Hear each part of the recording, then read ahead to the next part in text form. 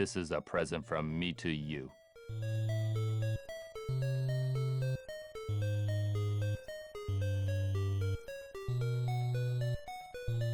Let me take you down, because I'm going to Silent Hill, where nothing is real and nothing to get hung about. Silent Hill forever. Hello, welcome to the Bad Game Hall of Fame. I'm your host for the day, Johnny Baghead, joined by the forever succulent succubus, Cassidy. That's Cassidy to you, thank you. And our ghost with the most, Sharky. Hey, everybody. And welcome to our playthrough of Silent Hill Homecoming for the Xbox 360. This has been probably a long time coming. A personal nightmare of mine. Many sleepless nights thinking about this one. But it's finally here. Start off with, also thank you, Merzban. I saw that, I did see that. But first off, question for the field. What's your familiarity with the Silent Hill? I've played a couple. Namely, I have played 1, 2, 3, and 4. And I played like a minute of that Wii one, Shattered Memories. I thought that was pretty neat. My favorite is still 1. My long-standing. There's just something about it. There's something about the grunginess of it, something about the PlayStation 1 that I think was perfection for that style of game. But I'm at least ancillarily aware of games past Silent Hill 4 The Room, though I can't say I've played any to completion myself. And how about you, Chucky? I have copies of 1, 2, 3, and 4. 2 is my favorite that I've played out of them. At the very least, it's the one I have the most fond memories of. Although I did buy 4 recently when it joined the Good Old Games conservation or preservation program thing. Make it a good version of the game for PC. I should specify a good version for PC because the PC version was not so great before. Yeah. So I've been meaning to get around to playing that. Maybe I'll play that this month on my own. But I've been very familiar with the Silent Hills. Not all of them, but most of the Silent Hills after 4, despite never playing them. Like Book of Shadows is kind of a gray spot for me. There was that thing that came out like a year ago. The answer, the last call. Yeah, something? the one no one ever remembers. Short message. Short message. Yeah, I like that was free. I never even touched that. Yep. I think they charged. I think they charged $5 too much for that. By the way. Oh, okay. But I have been looking forward to playing Silent Hill F, which I have the opportunity to, and I'm waiting until someone else beats it first, so I don't, Occupy their Steam library slot. Yeah. But I'm looking forward to playing that. Honestly, I don't trust Konami right now, in general, but the stuff they've shown about what they want to do with Silent Hill, I'm intrigued about. I think Silent Hill F was the big thing, but I think there's a couple other things in the pipeline that I'd be interested in taking a look at. Cool. And I've been a fan of Silent Hill as long as there's been Silent Hill. I've been told that I used to watch my sister play Silent Hill 1 and insisted it'd be okay to watch it because I wanted to see the story, and then ended up getting nightmares. But it was worth it. It clearly did not affect me. I'm all well put together now.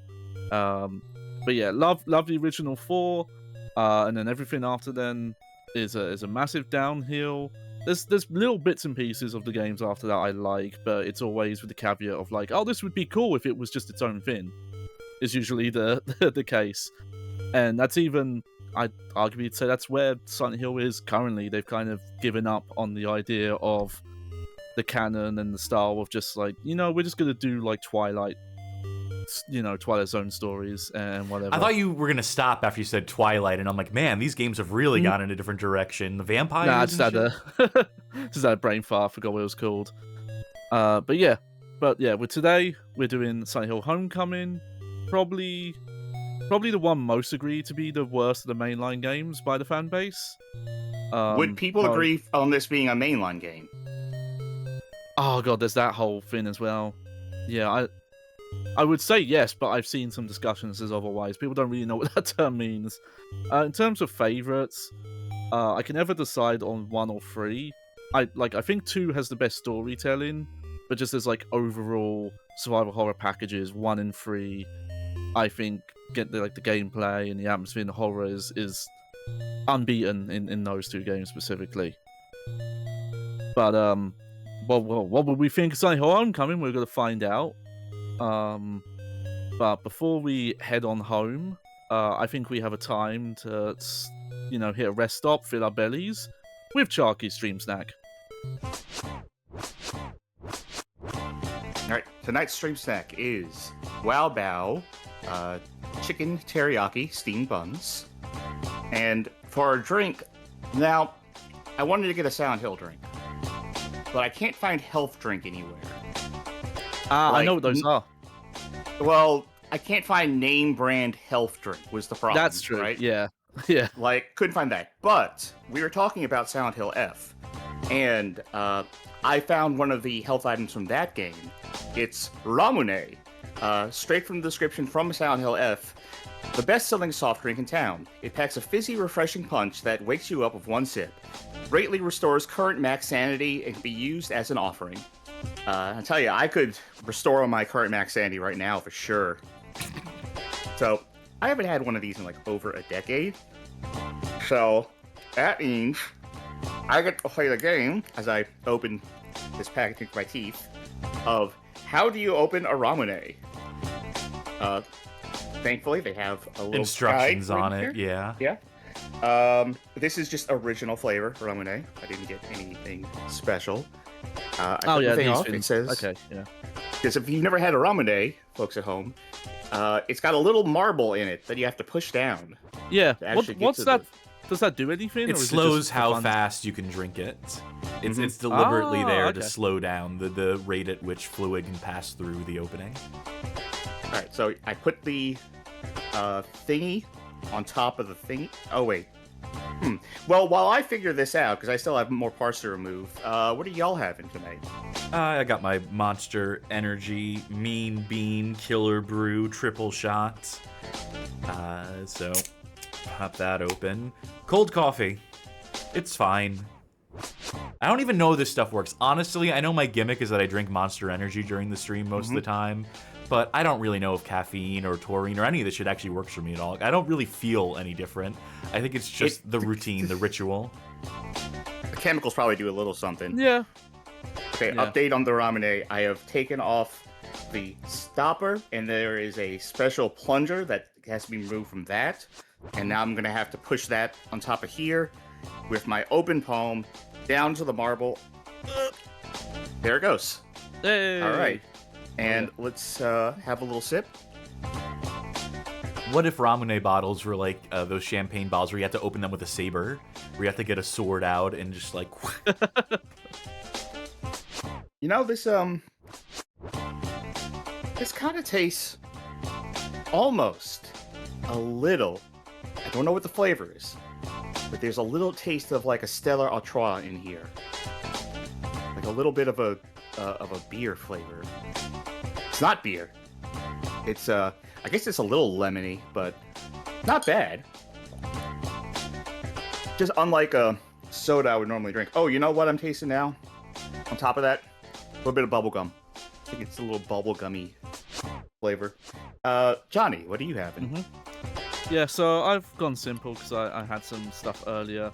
So I've just got my water, and I've got a small banana lunchbox loaf if I need it.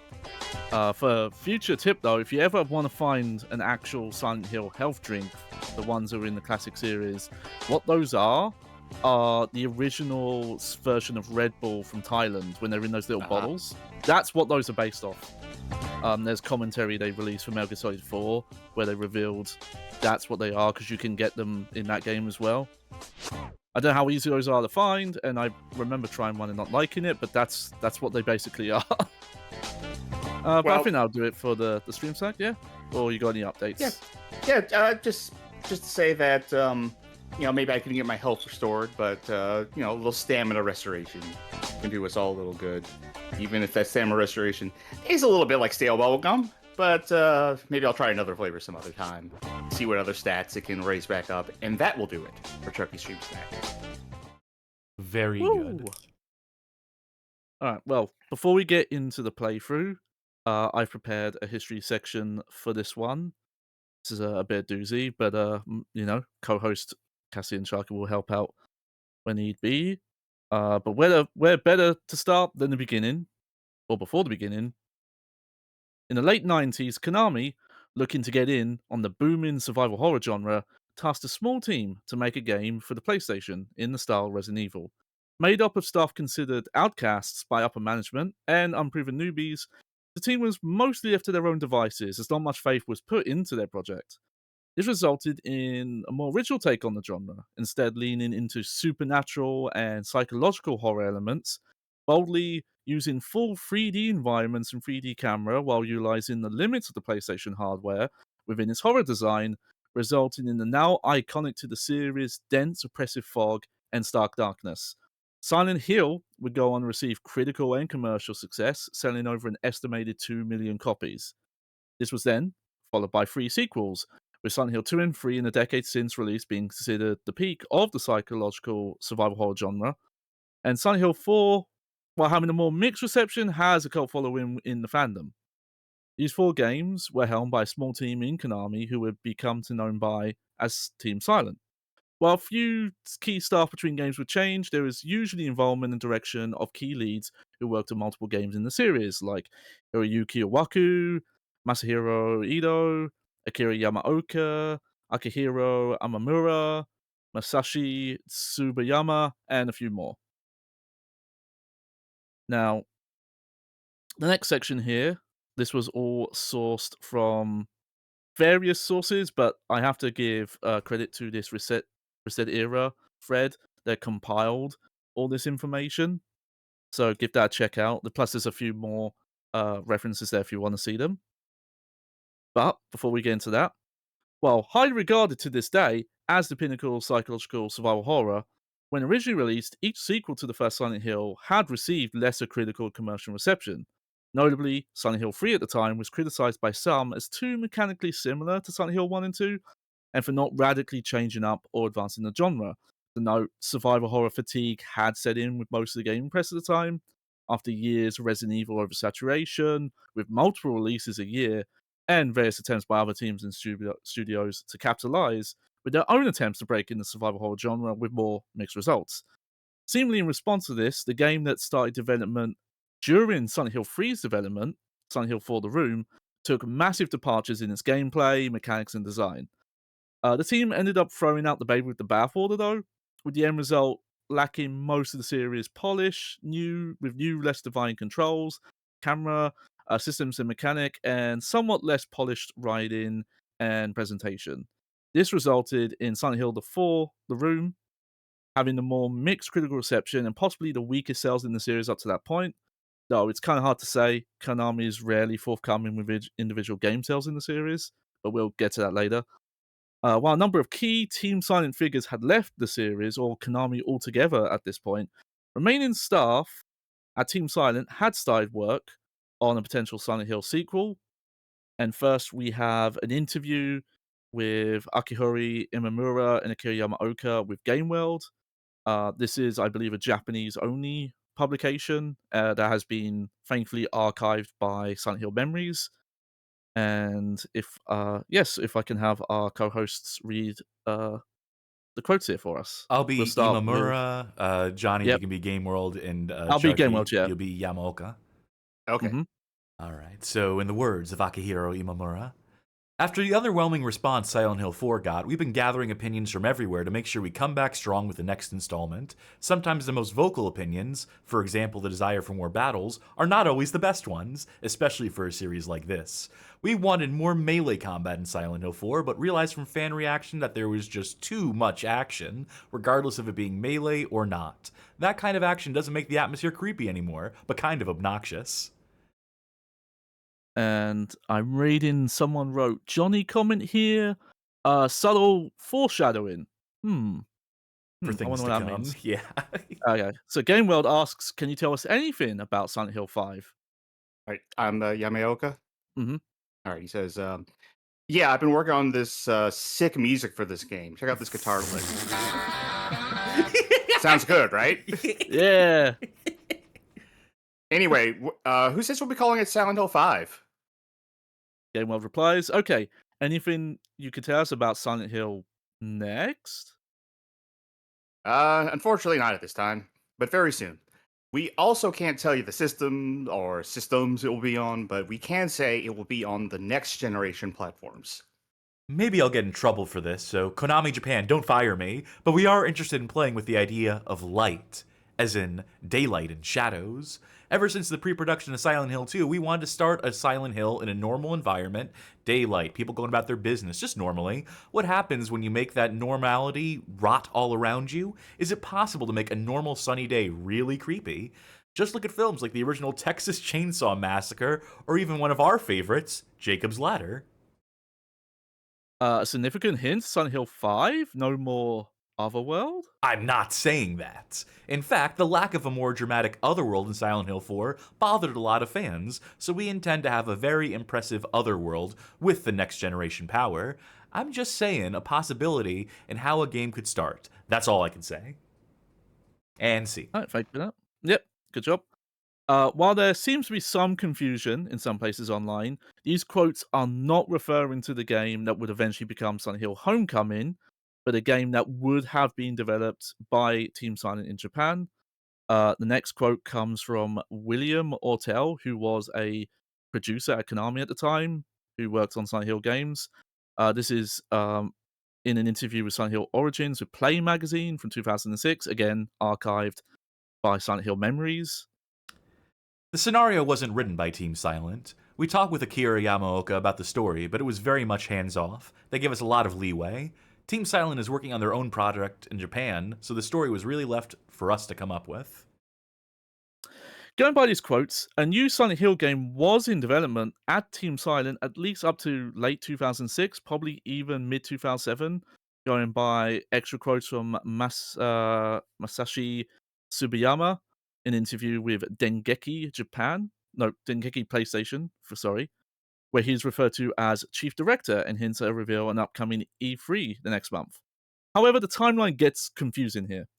The game featured today, made by a US-based developer, had already been in pre-production since around mid-2006 and was officially revealed with screenshots and a named developer in July 2007. So, how long was a fifth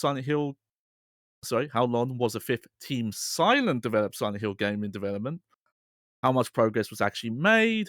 Was their game set to be announced at E3 2007 and at the final hour cancelled with a sparse announcement for the Western developed sequel instead? Unfortunately, this is something no ex-Team Silent Team Silent member has simply talked about publicly since 2007. The best we have currently is quotes from Kenzie Lamar, who was character and monster designer on Silent Hill Homecoming. And these are quotes from his DeviantArt page from 2010. Yes, these are replies he would give to random users. I did go back and find them, so you can find them, but I do have the quotes here for your convenience. Yeah, Sharky, you All take right. these. I'm looking at this DeviantArt page. This is a Yeah. hell of a profile, I'll tell you that much for free. Just remember and never forget that if you don't like the direction where Silent Hill went, the only people you can blame are Konami themselves. They are the ones who can Team Silent and wanted someone else to make the games. And Konami wanted the games to be different. That's why Team Silent was disbanded.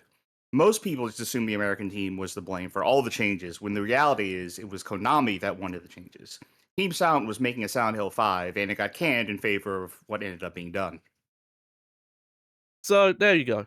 Fun fact: how Kenzie Lamar might have known this, I've been told from my sources that Akira Yamaoka went to the collective offices at some point and probably spilled some tea.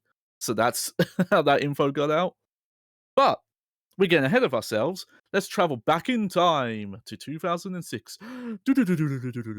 Enter the Collective, a California-based studio founded in 1997 and primarily known for brand and licensed media tie-in games such as Buffy the Vampire Slayer on Xbox, Indiana Jones and the Emperor's Tomb for PS2, Xbox, and PC, Star Wars Episode 3 Revenge of the Sith for PlayStation 2 and Xbox, the Da Vinci Code in for PlayStation 2 and Xbox, and Johnny Baghead favorite, Mark Echo's Getting Up, Contents Under Pressure for the PlayStation 2 and Xbox.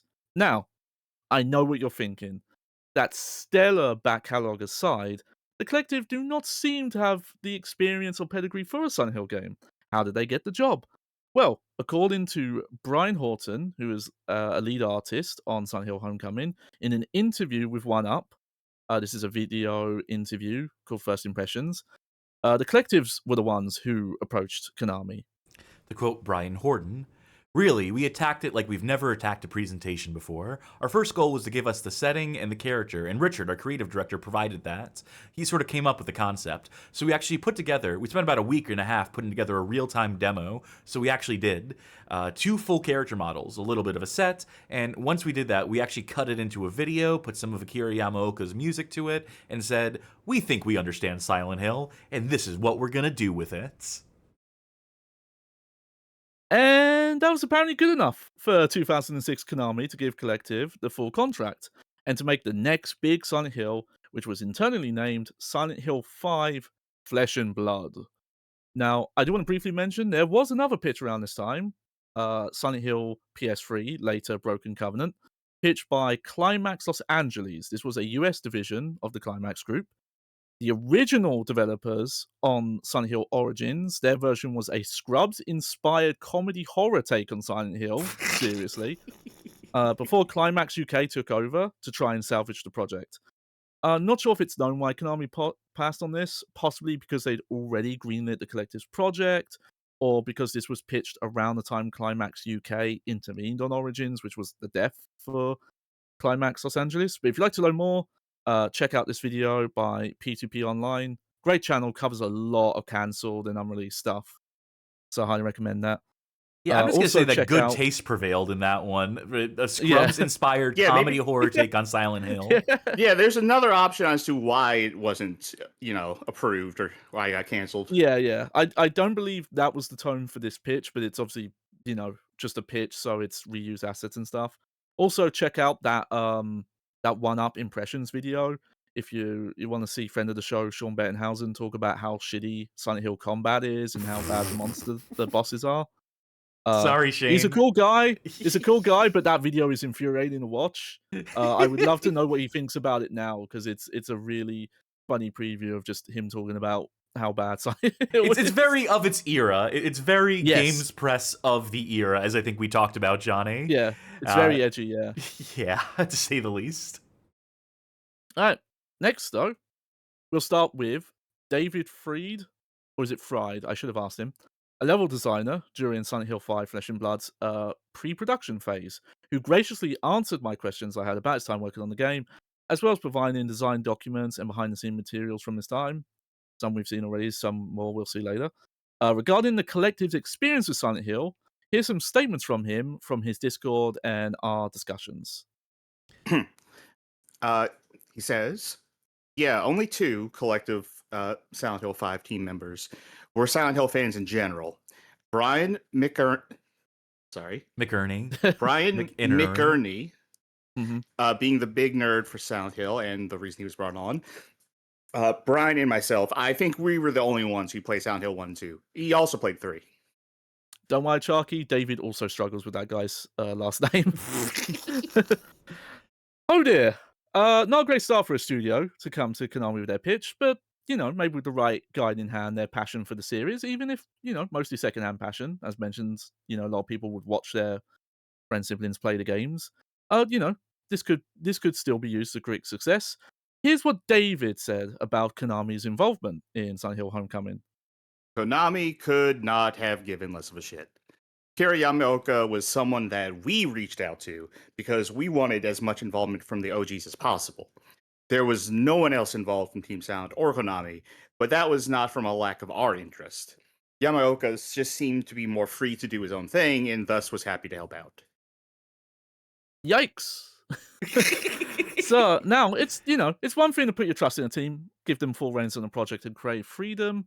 But with the collective's lack of Silent Hill specific experience and a charming but not critically acclaimed output of games, I'd have assumed Konami would treat this project like their precious baby bird.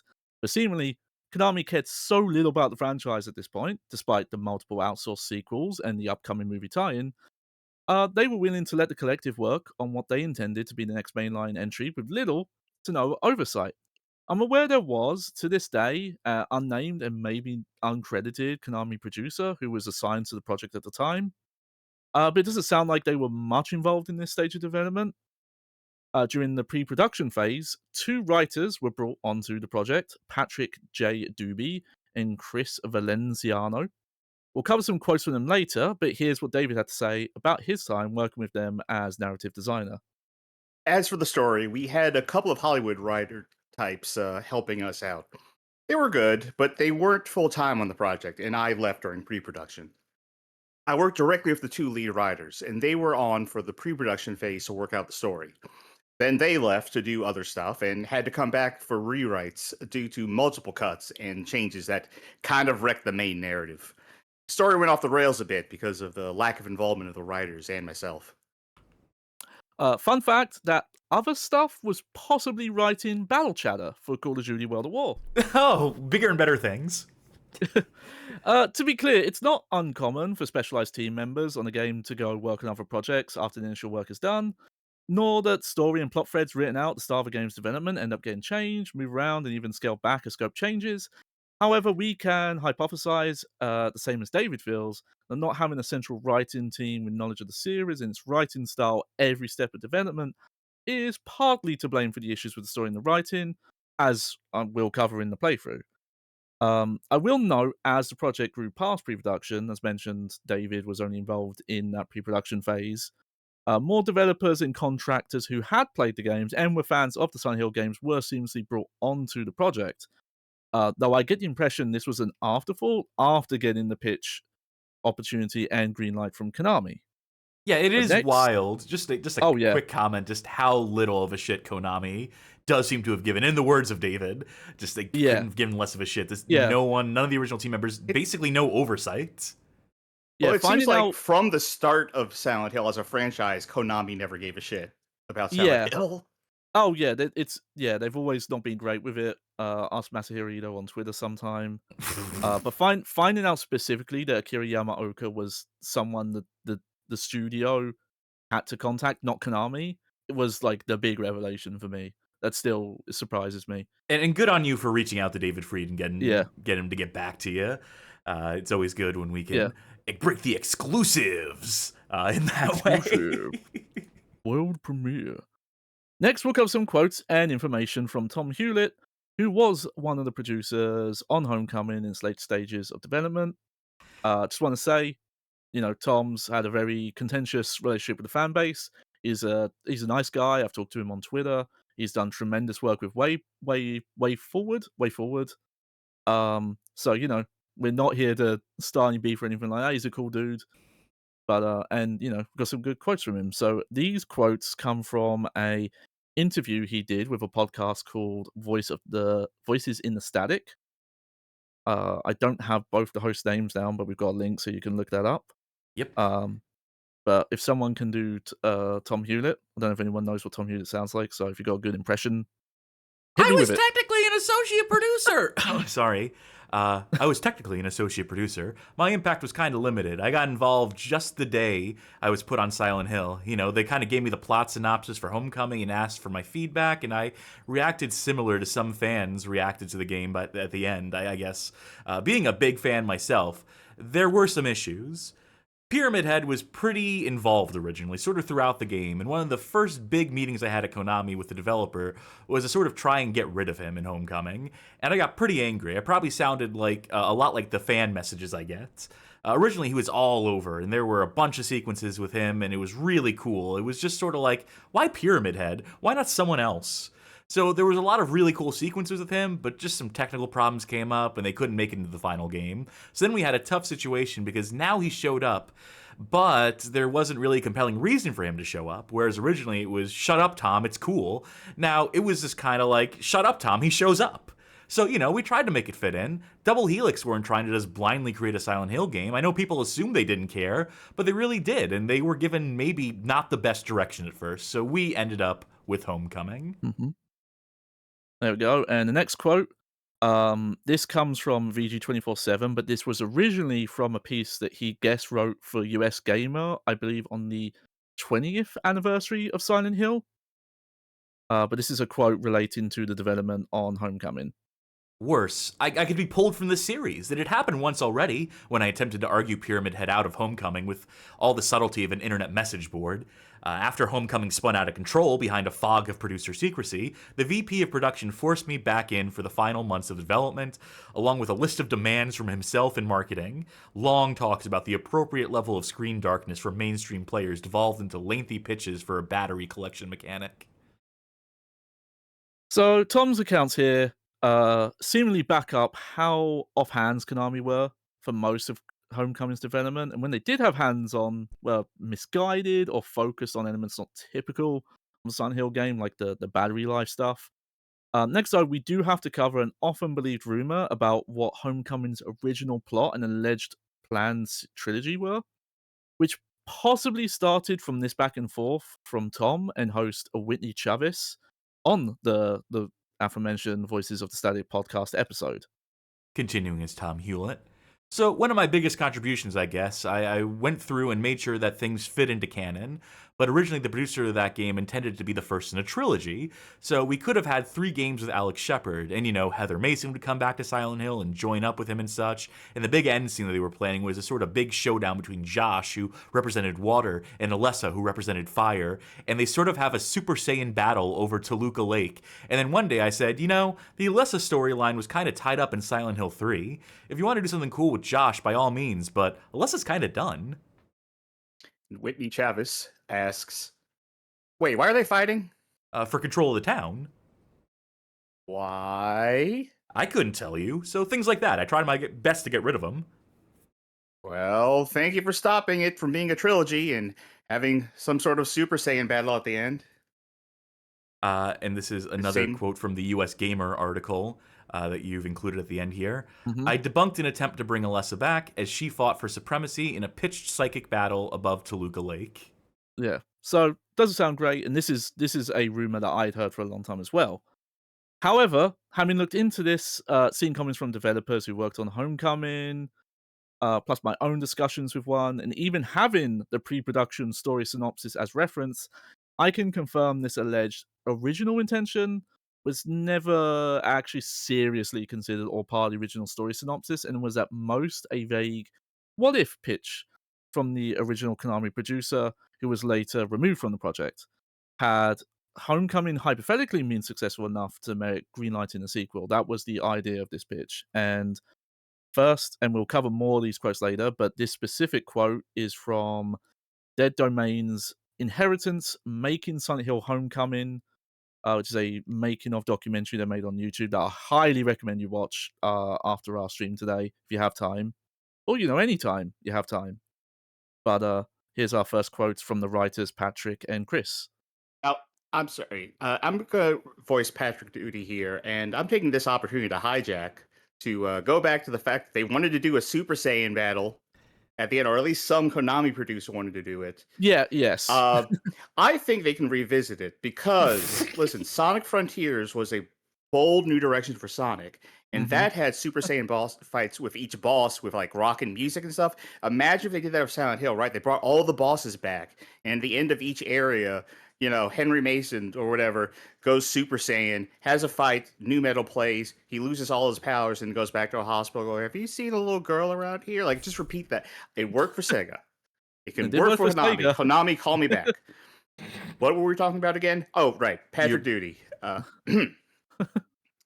I do not remember that at all. If there's any conversation that Josh was going to go fight Alessa, we never approached anything potentially where there was a continuation of these characters and stories. There was no sort of postscript or postmortem. I'm not saying it didn't happen. I mean, look, years developing a game. If someone was like, hey, wouldn't it be cool if Josh fought Alessa, and that ends up somewhere in an email, suddenly that becomes, oh, that was our initial idea.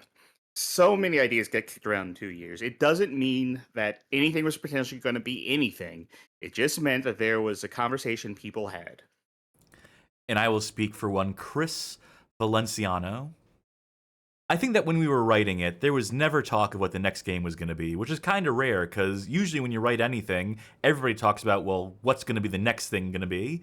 But I'm pretty sure when we were doing it, everyone was really focused on what's this game going to be? Because it was the first American one made in the series, and I think everyone was so focused on what the game was going to be, I don't remember anyone ever talking about what the next game was going to be.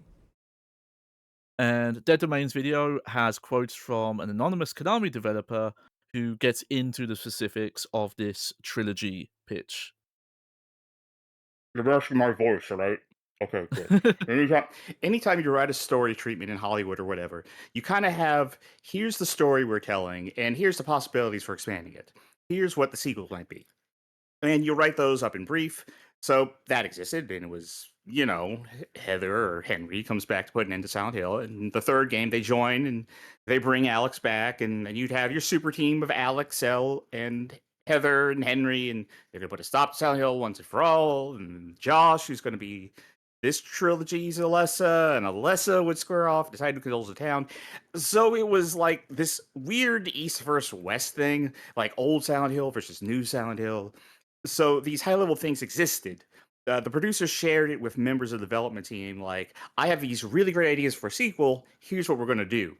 But this game was always a self contained game because it would have been the first in the trilogy.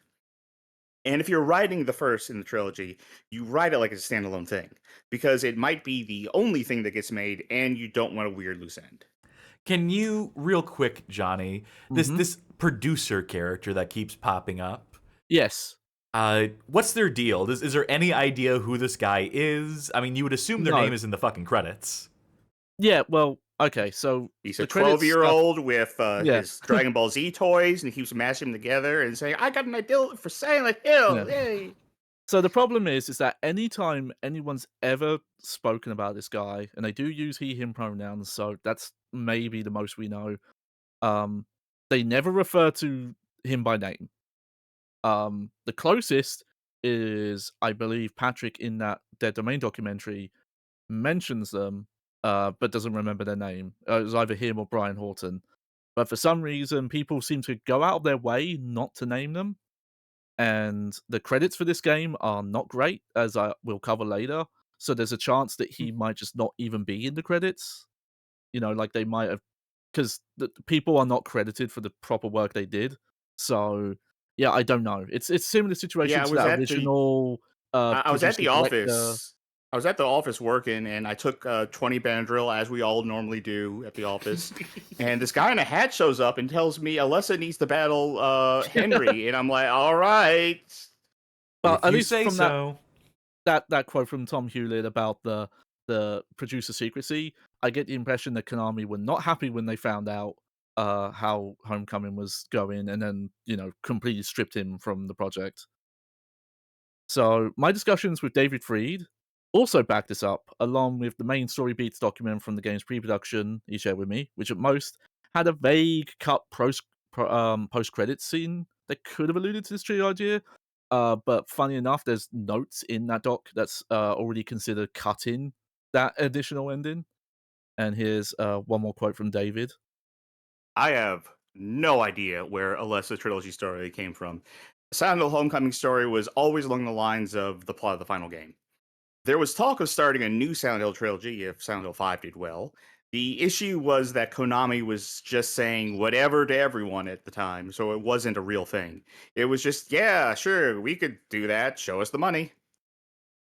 So, considering this belief regarding Homecoming's originally planned story and potential sequel is quite common in the fan base, I felt important just to correct the record here that, again, it was floated, but never seriously. It was never a part of the plan.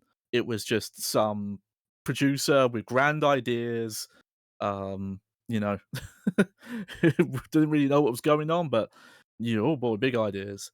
And one more thing to note is the developer on Homecoming, the collective, was merged with Shiny Entertainment in October 2007, eventually being named to Double Helix Games in March 2008, who are credited in the final game. As far as I know from my contacts, this didn't actually have much impact on development or what team was working on the game, but may explain why the game's end credits often miscredit developers. having a lot of the leads who worked on the game from day zero even listed under additional development or even special thanks. Purgatory in the credits, the purgatory Yeah, section, where I've seen too many cases of that, and yeah, it's never not tragic.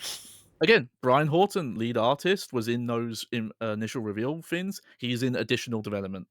I have to cite one here. I have to recall one, which is the credits to a little game by the name of Battlefield 2, where DICE had brought on Trauma Studios, the people who had made the highly successful Modern Combat mod for Battlefield 1942, Ah, who they hired on to work at DICE to do like additional support development, offer them bonuses on completion of the game, and basically just stole all their ideas, all the stuff they had made for their mod previously, incorporated those in the Battlefield 2, and then fired all of them without giving them their bonuses, and then just put all their names in the fucking special thanks section at the end, just as like no specific credits there whatsoever, just like no way they could use these to like actually say like what they did in the games industry. So it was basically just like a spite move, and that's usually what it is. If you ever see like people in special thanks, it's not always just a section for people that they want to acknowledge, that they want to specially thank.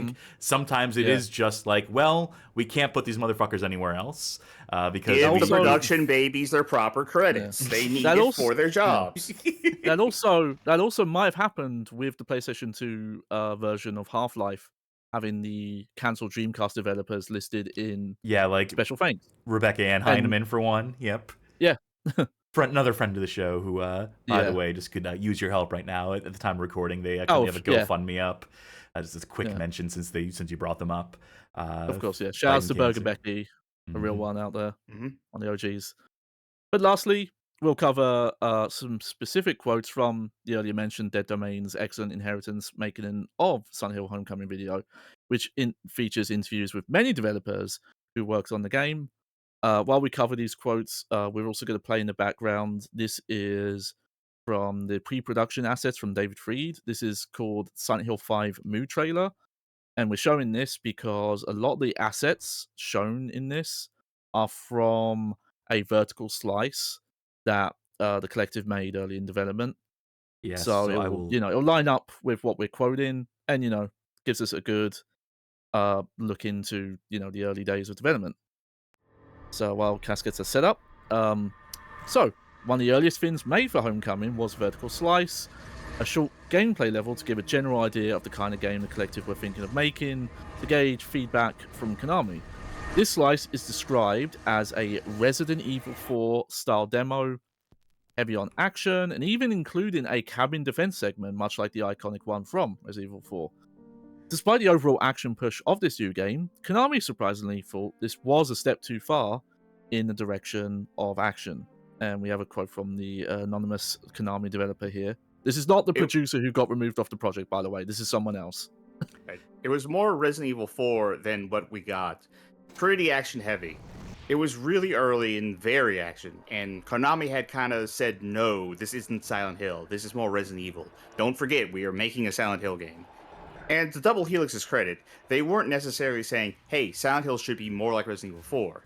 The whole point was they were trying to feel it out and hear from Konami like, hey, where do you want us to be? Where do you want us to land? How modern do you want it? Here's the thing you can play. Let us know where you want it. It's not like they were trying to change Silent Hill.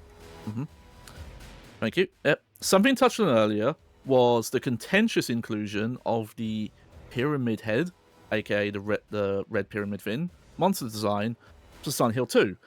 Contentious because in classic Silent Hill, each single creature design is supposed to be exclusive to a previous character's subconscious made manifest. While the exact reasoning isn't confirmed, Dead Domain mentions they heard it was possibly the choice of that original Konami producer who was removed from the project. But a large reason seems to be at some point in development, after the release of the Silent Hill movie, orders from high up were to try and take influence from the Silent Hill movie's aesthetic, and highly encouraged every team member watch it for reference. As it turns out, even though Tom Hewlett had butted heads with the unnamed producer over that choice, this was a choice the development team themselves were torn on, with many detractors on the team. The movie was actually hugely... This is Patrick Doobie.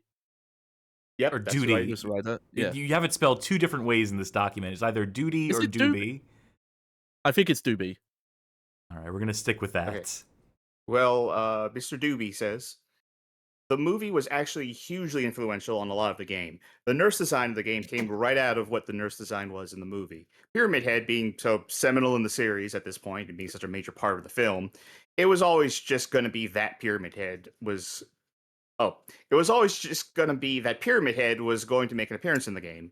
It wasn't something Chris Valenciano and I pushed for. We just figured out when and where Pyramid Head was going to be. Okay, next we have Douglas Hakiko. I probably got that wrong, so apologies. Who was an animation lead on Homecoming. It's interesting because there were mixed feelings. I'd say about half the team was really excited to bring Pyramid Head in. Half the team did not like it because they thought it shouldn't be in this game. And next we have Brian Horton, the lead art lead on the game.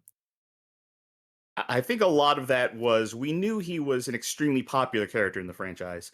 We wanted to do our take on it. It's not exactly the film version, but there's definitely a heavy inspiration on that. And one more quote from Douglas.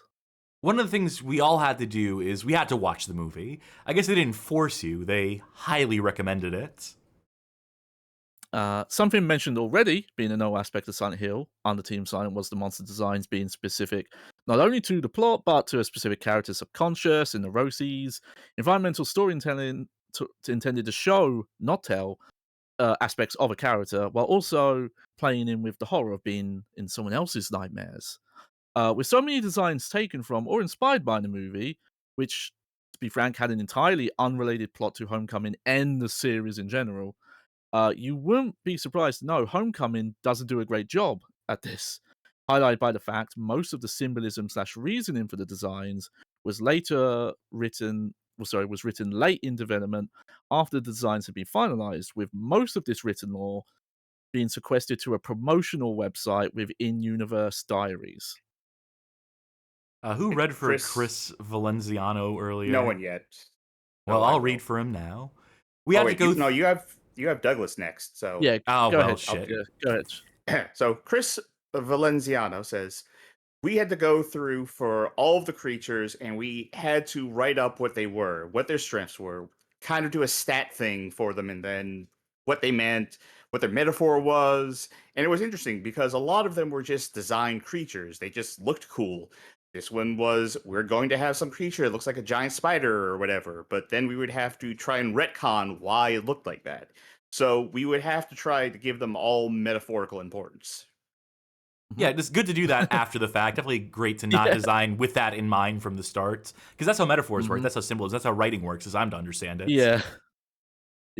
So yeah, rocky development and more on that. A lot of the development was reportedly rocky, as attested to by developers in the Dead Domain video, citing maybe half of the story being cut, entire areas, such as tied to a fifth founding family of the Shepherd's Glen town that half the game set in.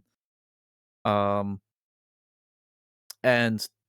focus on the style of Silent Hill over its substance.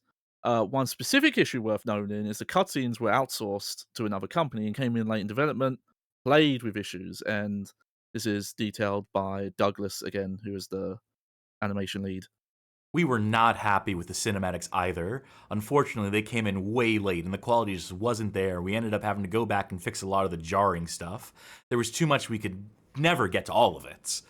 Then a lot of it was kind of unfinished, and probably because they cut so much, they were trying to piece together a lot of those things, and there were probably reshoots that had to be done, redone, and just was too much for the time and budget.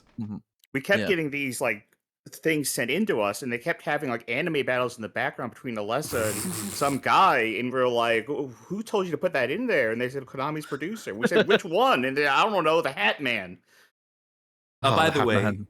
Merzbun asked a question in chat that I just want to quickly address. Go ahead. Outsourced cutscenes, is that normal? Yes. A lot of games leverage, outsource their cutscenes to different studios, especially in this era and in the PS1 era. I guess it's less common nowadays, theoretically, because, in-game graphics, in-engine cutscenes are very different from full motion video cutscenes and so forth. Bearing in mind, these are a lot of these are in engine or at least rendered in engine. So we're talking like the motion capture and all that stuff.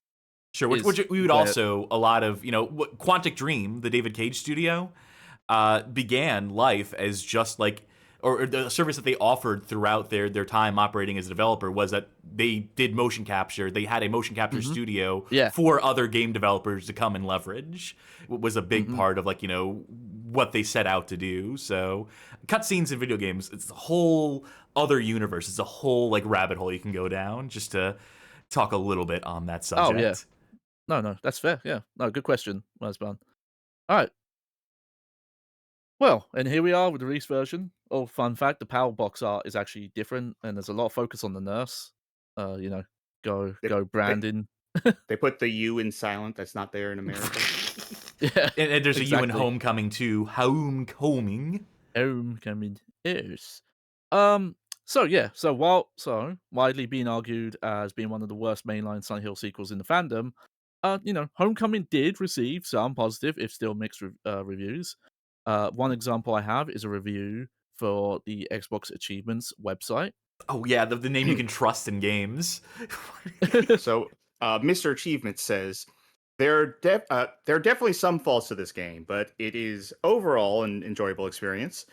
Double Helix Games is a mishmash of multiple companies and is overall very new to the video game industry, so the faults are no surprise. I hope to see more from them in the future, though, because this game had some really great promise, but fell a bit short in the end. For survival horror fans and/or Silent Hill fans, I would say this will not disappoint. For newcomers, maybe try Condemned first before venturing down this road. And I just want to I would point also out suggest trying Condemned. That's a it great is a game. good Mhm. suggestion. I do want to say that the score for that review, by the way, comes out to a 79, a score of decent Yes. on the Xbox Achievements rating scale. Yeah, I'll admit a little bias. I tried to pick a review that was like positive, but not like unreasonably positive. But I think that's a decent take there. But on the other side of the spectrum, we have this short but scathing review from Metro Game Central. I have an archive link for this because it's no longer up. But Ahem. if you want, Mhm. Robbed of its atmosphere and the horror of the unknown, this is an empty parody of the original games. Its shambling corpse is neither a particularly competent action game nor a compelling exploration game, since progress seems more linear than ever. Not only do Konami seem to have no idea of how to evolve the series, they also don't seem to understand what made it work in the first place. That is a 4 out of 10 scoring review, by the Yeah, way. yeah, short but sweet. That one, I like that one. So sales of Silent Hill Homecoming are hard to pin down specifically, as Konami does not seem to give specific sales data for individual Silent Hill sequels. However, we can use Konami's franchise sales data as a sign of how things went. So, from 1999, Silent Hill 1's launch, to 2006, Silent Hill's franchise sales total were 5.3 million. I believe this is a press release related to the movie that confirms that I have here, which would be consisting of the original 4 games. However, sales between then and December 2010 have totaled 7.3 million, and this is from Konami's own Japan business site. Meaning that the 3 sequels since, so that would be Origins, Homecoming, and Shattered Memories, had sold likely a little under 2 million copies combined across all platforms in that time. So not a favorable comparison. Oh, you don't say? So yeah, so we'll never know for sure, but not high and like an active downturn from the peak of the series. Um, Now, some of you may have noticed this entry in the survival horror series, which started in Japan, wasn't given a Japanese release date in the start. Well, on September 2009, roughly a year after the original North America release date, Konami confirmed to news outlets that Silent Hill Homecoming wasn't going to receive a Japanese release, citing only vague assorted issues as the reason. I have an article from Engadget where they quote this press release, but this was released to multiple press sites as the reason. There's other speculation about the main reason being maybe the lack of, excessive gore and dismemberment in the game, requiring too much work, or, maybe Double Helix weren't available to do the work to modify the game to satisfy Japan rating boards. Some speculate it's a much simpler reason related to the game's weaker critical and commercial reception, and Konami chooses just to cut their losses. But unfortunately, there's never been official confirmation on the specifics, so we'll just never know till someone speaks up. So, what was the fate of Double Helix? So, after Silent Hill Homecoming's minimum reception and sales, the studio that was born from the merging of Shiny Entertainment and the Collective, also Backbone Entertainment got in the mix there at some point, I forgot to mention.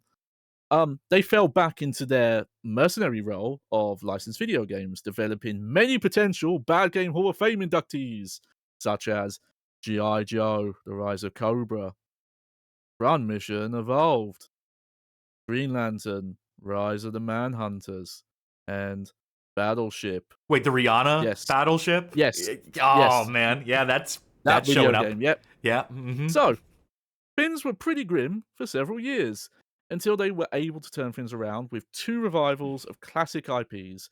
The original Season 1 release of the Xbox One Killer Instinct reboot in 2013, and a Metroid style take on Strider for Capcom in 2014.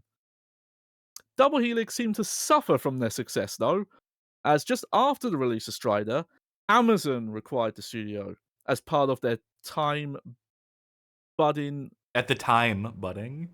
Yeah, sorry, thank you. Yeah, at the time, budding Amazon Game Studio, being renamed Amazon Games Orange County. This was reportedly a huge moral blow to the studio, according to some of the Killer Instinct player and content creator scene who knew the developers at the time. With reportedly some even leaving the studio not long after. I couldn't find the quote, but I believe Maximilian Dude has commented on this. I believe it's in that Killer Instinct documentary you can find on YouTube. Yeah, where they quick cover some of aside. this. What's this graphic? What is Lord of the Rings games? Aha! We'll get to that. Well, it's not Lord of the Ring games, it's Amazon Games and Lord of the Rings together at last.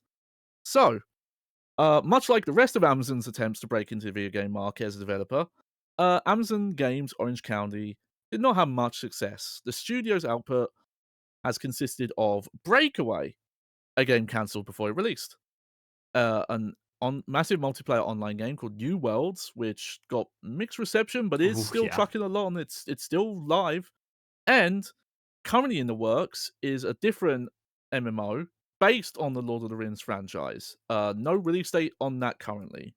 That New World MMO, by the way, is a fucking trip. The issues that game has had. So if that's what the studio's up to now, then Yeah. woof. And what of Silent Hill, you ask? I didn't actually look into this stuff. I assume they just saw the writing on the wall. They're like, yeah, we'll leave Sleeping Dogs Lie. We'll just stop making Silent Hill. They'll make new ones. We won't make any we won't do remasters. Nothing. But I will double check that after stream, just in case I'm wrong on that. That producer is waiting in the wings for one game developer to take too much Benadryl one night. Yeah. So that's the curious case of the unnamed Konami producer and Silent Hill Homecoming. Well, thank you very much for putting that together. That was an exhaustive one, and I'm going to be exhausted having to put all the links in the description for the YouTube video for that, but I'd rather be well-researched than not. So, again, thank you, and thank you for caring about this and enough to put this together, because, as much as I like Silent Hill, I don't know if I would have put the effort in to this one the way that you did. Yeah. So. No, it's great, because half this stuff's been rattling in my brain for like a decade or so it's great to just get it all down and put out. And again, I'd learned stuff, which was the great thing. Like all the This must be a cathartic playthrough for you, just to get embarked on, to get this started on, because I mean, I've known you for 15 years. I think you've been talking about this game for 15 years, give or take. Oh yeah, talking to me about it. I know too much about Silent Hill Homecoming. And now the audience will know your pain. Yeah. As we transition to the video game, which again you will be playing. Yes. If you wouldn't mind just telling us what you're playing this on, how you're streaming it out to us, is real quick, like. So I will be playing the Xbox 360 version on actual Xbox 360 hardware. There was a PC version at the time. It is notoriously terrible. Like, it is literally the worst of the Silent Hill PC versions. There may be fan fixes out there, but I figured at that point those tend to get into like enhancements that the original didn't have. And I believe this is Xbox One backwards compatible. Those releases tend to, again, play better, fix performance issues, sometimes bug fixes as well. So for just the purest experience you would have had in 2008, we are playing this on Xbox 360 off the disc. Merzbun says that's a wild bar to beat for being the worst Silent Hill PC conversion. It is. Just knowing like the Silent Hill 2 original PC version and all the fucking caveats that come with that. Yeah. Shockingly, it is worse than that version. So this is probably the best of the original release we'll be playing. Let's just get our game started here. And yeah, we'll be playing on normal. We'll stick to default brightness. We'll see if we have to change it. And we'll get into it.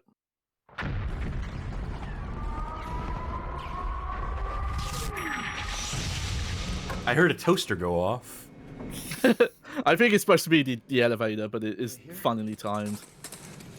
Did they make it?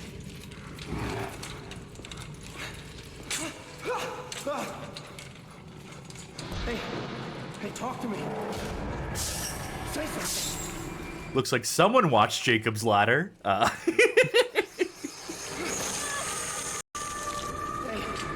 what are they doing? Thanks for not taking away my giant chest flashlight, though. Taking me. Yeah. Well, you gotta see the horrors to be afraid of them.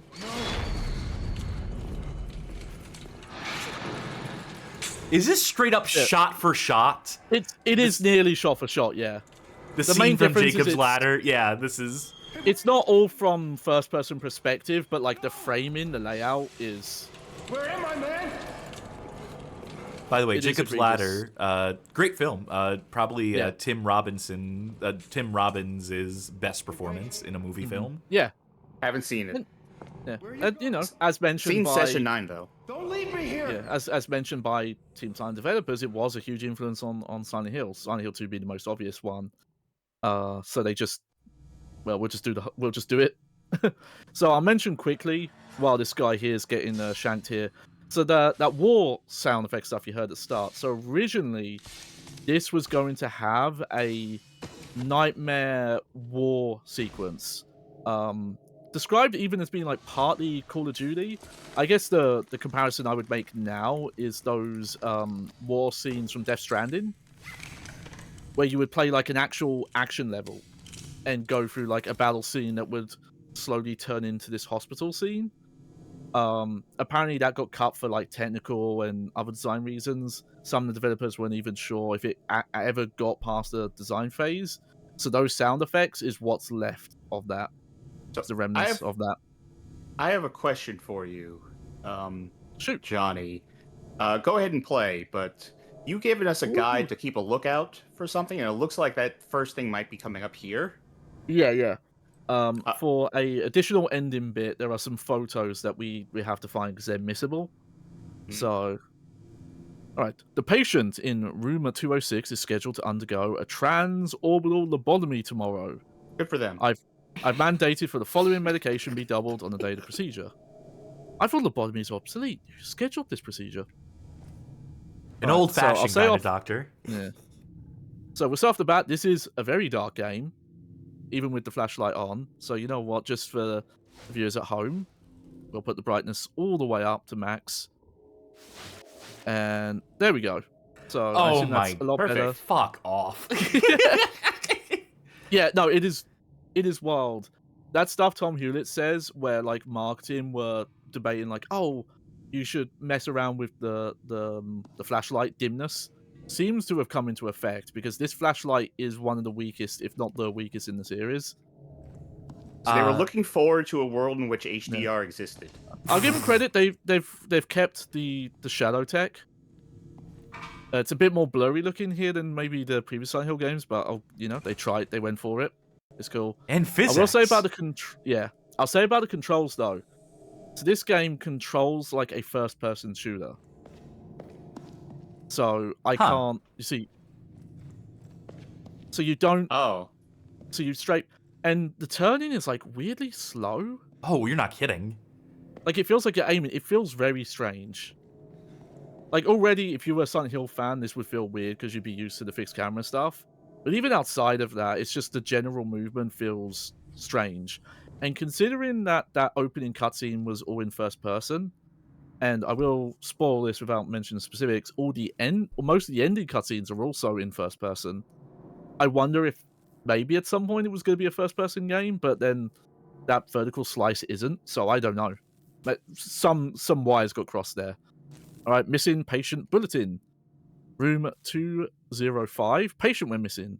Last seen in the day room after a confrontation with another. Rest of the message is blurred and illegible, apparently. I mean, it looks fine in the render, but I'll take your word for it. Josh, is that you? Alright, oh, Robbie MB asking if this game has a quick turn. Well, it has that. I do have a map. Oh, I do have a first-person view, but I can't move while doing it. You know what, let me check, because we do have a control screen. I had to double check what room the room was, because I was like, is that room 205 or it's room 302. So they didn't immediately go with reference. Yeah. So so Robin Henry confirms, just like did. Yep, there's no 180 turn in this game. By the way, I'm going to boost the brightness at least a little more. I don't want to affect the compromise, the intended vision too much, but I'm just going to boost the contrast and gamma a little bit. Yeah. All right, so there's a kid there. He's called Josh. Don't know much about him, but let's go get him. I'm ready for this game to be like heavy It's a rain. minor thing with these doors. I don't know how you'll feel about this. I can't open the door when you're like this because you have to be where a door would be. Yeah, fuck that. Just have it snap to. Just have like a wide box and then just like, pivot the character into place. Yeah. All right. It's not fucking so hard. We have part of a code, but something's missing. Hey, Josh. So let's go find a code. Also, oh yeah, so this is the Alchemilla hospital from Silent Hill. It says asylum for the mentally ill. Fun fact, Alchemilla hospital, not a mental asylum. All right, I wrote Josh on my paper, but just so I don't get confused, I'll draw a little stick figure here. Yeah. So I know that means person, Josh. And not just a prank, not someone joshing me. Yeah, and I know he's not a full-grown adult because I draw him small as well, so... By the way, hello Raiders, hello Arbitrary Water. Don't mind us, we're just getting embarked. We're just starting our return trip home. In Silent Hill welcome to the stream, yeah. So, it does say... Do you know where the first photo you need is, offhand? I know it's in this level, I didn't remember exactly where, though. It said hallway outside the operating room. The problem is, everything here looks like a grungy place where you get like stuff stuck into you, so I don't know. Right, the health drinks are back, and they're massive, big American style. Yeah, I was gonna say big American appetites. You gotta supersize that shit. Yeah. I think here they're not based on the energy drinks, they've kind of just made them nebulous. Kind of like apple juice. Tonics, yeah. I appreciate that there's a baby being delivered in this hospital in the background that we have to hear wailing throughout all of this. Yeah. Okay, I'll double check the hallway we came in from just to make sure we didn't miss it. The patient proceeded to leap through the window and then ravage the adjacent room. The patient was not responsive to verbal commands. 3 staff members eventually subdued the patient. The patient entered a catatonic state and stopped responding to outside stimuli. Restraints were unnecessary during the following week's electroshock therapy session. There's all the horrible procedures at this particular hospital. The child's doll appears to be burnt. How'd it get burned? That's my Nicolas Cage reference for the night. Thank you. Uh-huh. Woo! Weapon! Space weapon combat. Today's soldier needs to be prepared for the rigors of training and beyond. These are techniques that are going to keep you alive out in the field. You equip your weapon, hold down, and tap RB.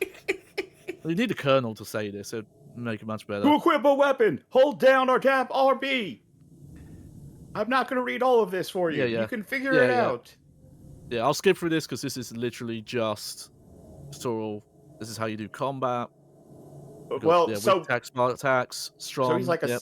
a soldier. He had the dog tags in the thing. So the combat's supposed to be more like quote unquote good here, or more fluid, or So more I will impactful? say, it's kind of funny that that one-up impressions video brings it up so much, because whenever you look at what the developers themselves talk about, they never talk about the idea of trying to fix the combat or making him a soldier to have better combat. For example, David Fried mentions that the collective were never very good at combat. For example, they added combat to their the Da Vinci Code game, and he said it was a bad idea. Randomly, Patrick Doobie found a reply when I was talking about Silent Hill Homecoming recently, and agreed that the combat was not good, in his own words. So I mean, yeah, it doesn't seem like that was a motive on their end. So I mean, soldiers just make for good like horror protagonists, I think, because PTSD, shell shock, things Yeah. like that affect their mental state. Yeah, You and like I said, you can see this in a movie by the name of fucking Jacob's Ladder. So Yeah, they're and just again, furthering the homage here. Yeah, and that opening sequence was meant to be that. I'm gonna do this like this so we don't miss it.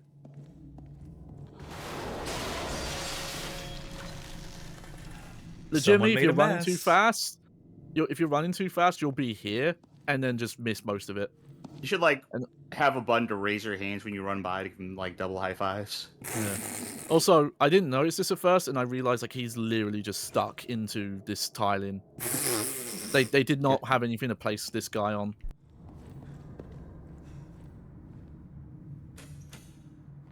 All right.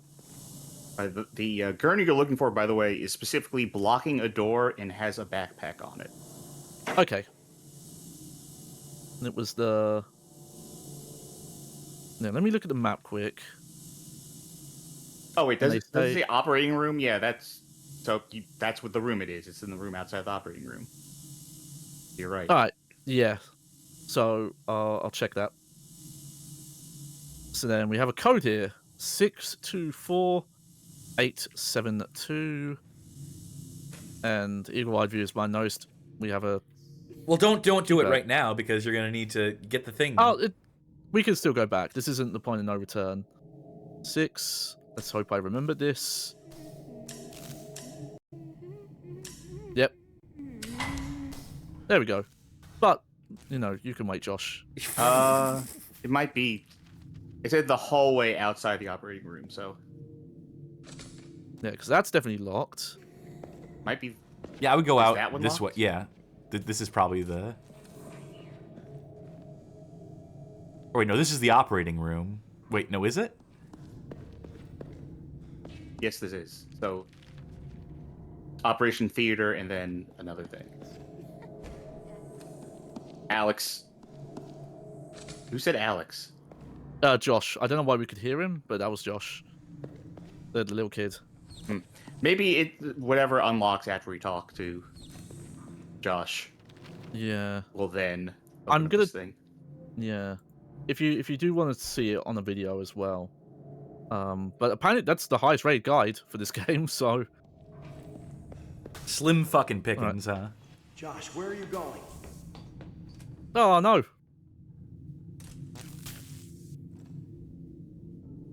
Oh no, my son, my very good son. Can't possibly keep up with him. My brother's son. Yeah. Oh yeah, we don't actually know the relationship yet. Our brother's son, unless you Bill. No. Unless you read the back of the box. Yeah, let's just double check these gurneys. Because these are blocking the door. No, blocking the other door. Oh, wait. Oh, okay, this is... if this is where it is, then I don't know why the guide said it like this. Oh, God, I know what's going on. It's in the other world. This is technically not the other world, somehow. Oh, yeah. Okay. Yeah, saying it's like the room where Josh was is a bit misleading there. Because, yeah, he was here. Oh, let's have a look. Your child's drawing, and if I remember right...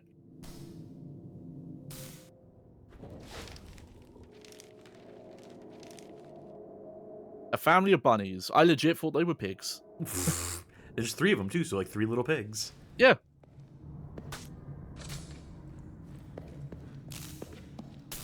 Oh, look at that. Proper Silent Hill game. All the doors are locked. The lock's broken. Okay, yeah. Once you go to the other world, it's going to be in the room where Josh was to begin with. And it, Josh.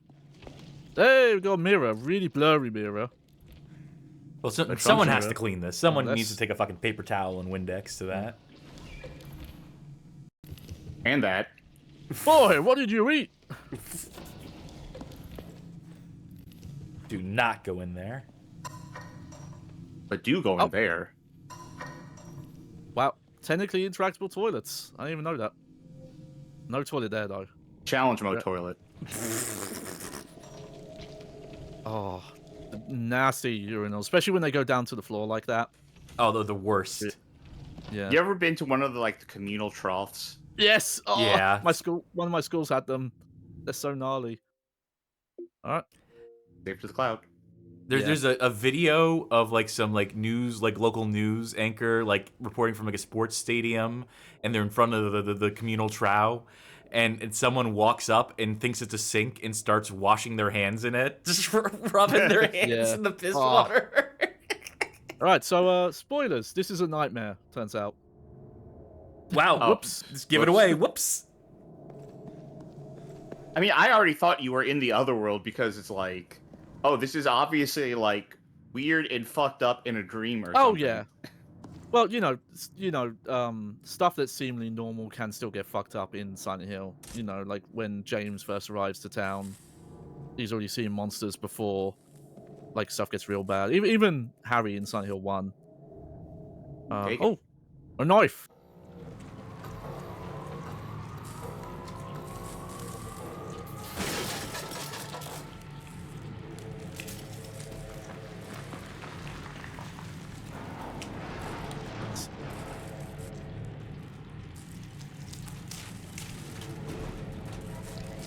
So yeah, there we go. So this is the main big thing about this game, was that they saw this paint peel effect in the movie and were like, oh, we can do that in real time. We can make that work. And to their credit, they did make it work. It does look pretty cool. She's beautiful. Now we Shut got up, Sharky. Zelda combat and super sexy nurses. Look, if you're a Silent Hill horn dog, you find Silent Hill enemies sexy, which no judgments from me. You into what you're into. That's all fine and dandy. But you'd be eating good in this game.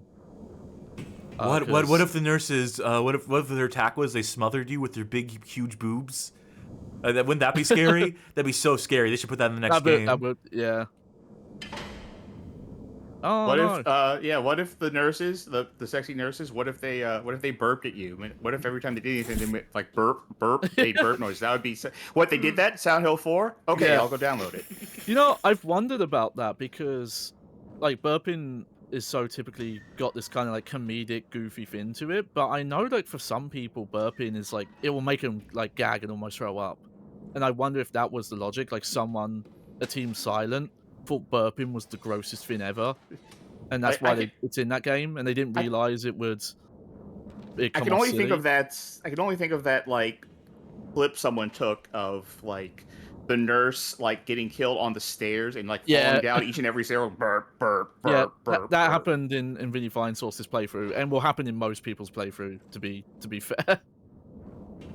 All right, well, things have gone From bad to poorly here. worse. Yeah. All right, it should be in this room, I think. All right, well, let's do our due diligence. No. What's that visual novel? It's a fairly famous one, where a guy sees the world as all gross organs and stuff, and after a horrible car accident. The Song of Seiya. Yeah, that's it. That's the one. What room are you in, Johnny? I'm currently in a stairwell on floor. I assume this is floor 2. I don't know how a video guide could be bad too. You like that? It's weird.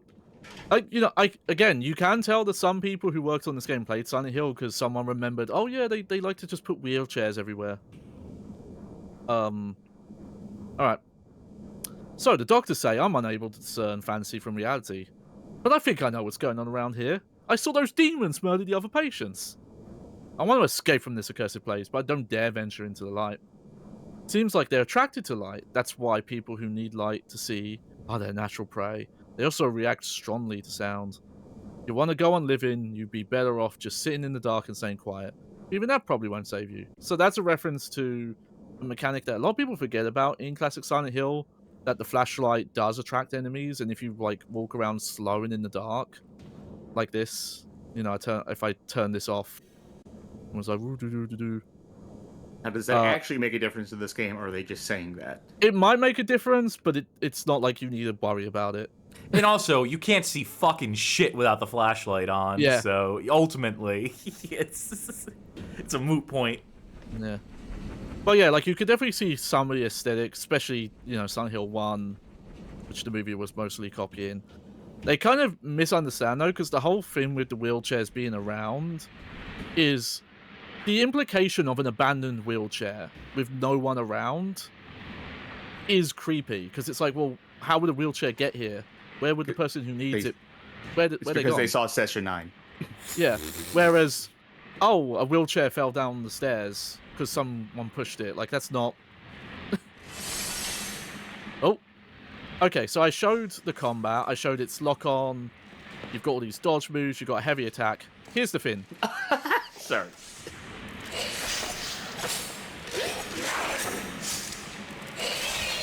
Take your turn. That was me mashing the A button. I'm sorry, that's the goofiest thing. Like, they have to stop their walk to go like, wait, let me take 2 steps real sexy. So, that's the secret to this game's combat system, is depending on the weapon, like every enemy can be stun locked with a weapon. There's a couple weapon types. Nurses just get stun locked with the knife. They're non-threat because they can't react to you fast enough. Ooh, what's on the box? The TV isn't plugged in. How is this possible? I don't know. This is what breaks his mind. Never mind the 2 nurses I just had to kill. This TV is wild. He's right.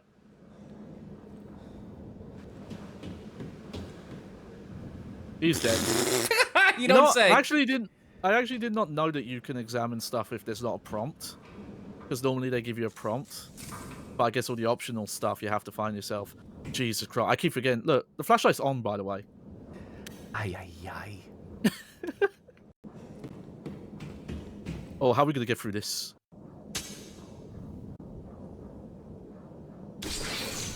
Blech.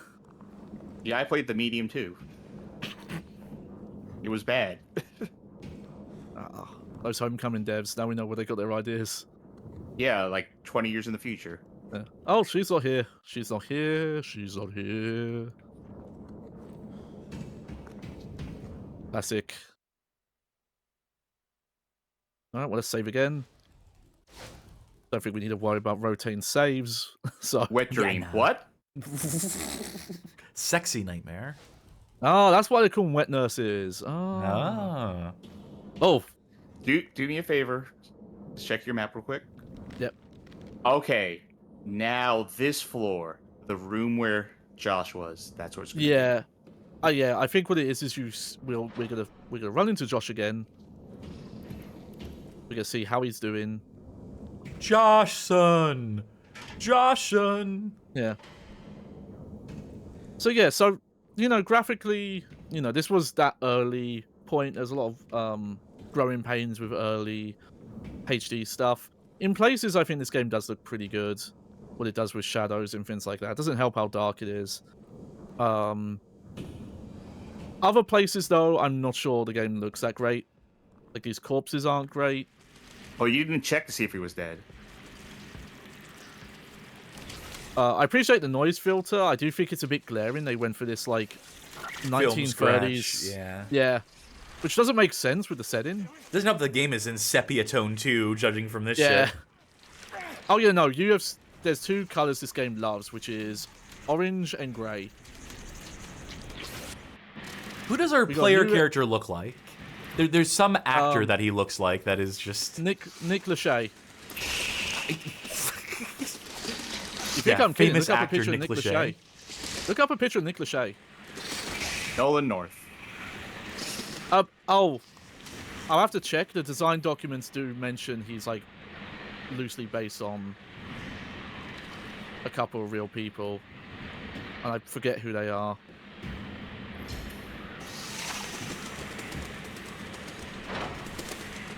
Oh no, bugs on my face. I don't know what the enemy type's called. Bug. I just like calling them bugs on my face because that's their attack. He's dead. It's hard to tell what happened to him, but I don't want to stick around and find out. Yeah, you leave mean? that for the protagonist of Condemned to fucking... I'm not going to stick around for the cops to show up or anything. That enemy type is called Swarm. Ah.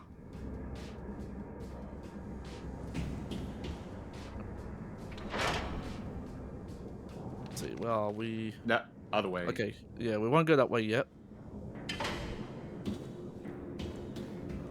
Well, we're not going through there. Ding. Yeah, apparently those are made of steel. Oh yeah, let's check the toilets. Ah. Look for a bottle. Oh, Yep, there it is. Joshua's Robert the Rabbit doll stuffed into his backpack. And I'm going to check something quick. Yeah, even the photograph looked dark as fuck. Yeah. Robbie keeps the bud man away? Keeps the bad man away. He keeps wanting to turn our game into an Yeah. anime. It's either the bad man or the bud man. You know, we'll leave it up to the viewer's interpretation. You know, it is a dream. It is dream logic, so, you know, you have to draw your own Yeah. conclusions.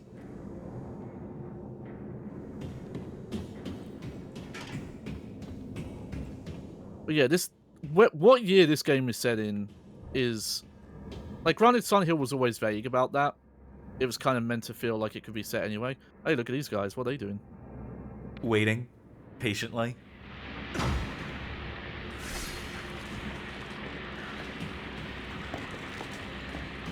Well, you know, this is Silent Hill, so...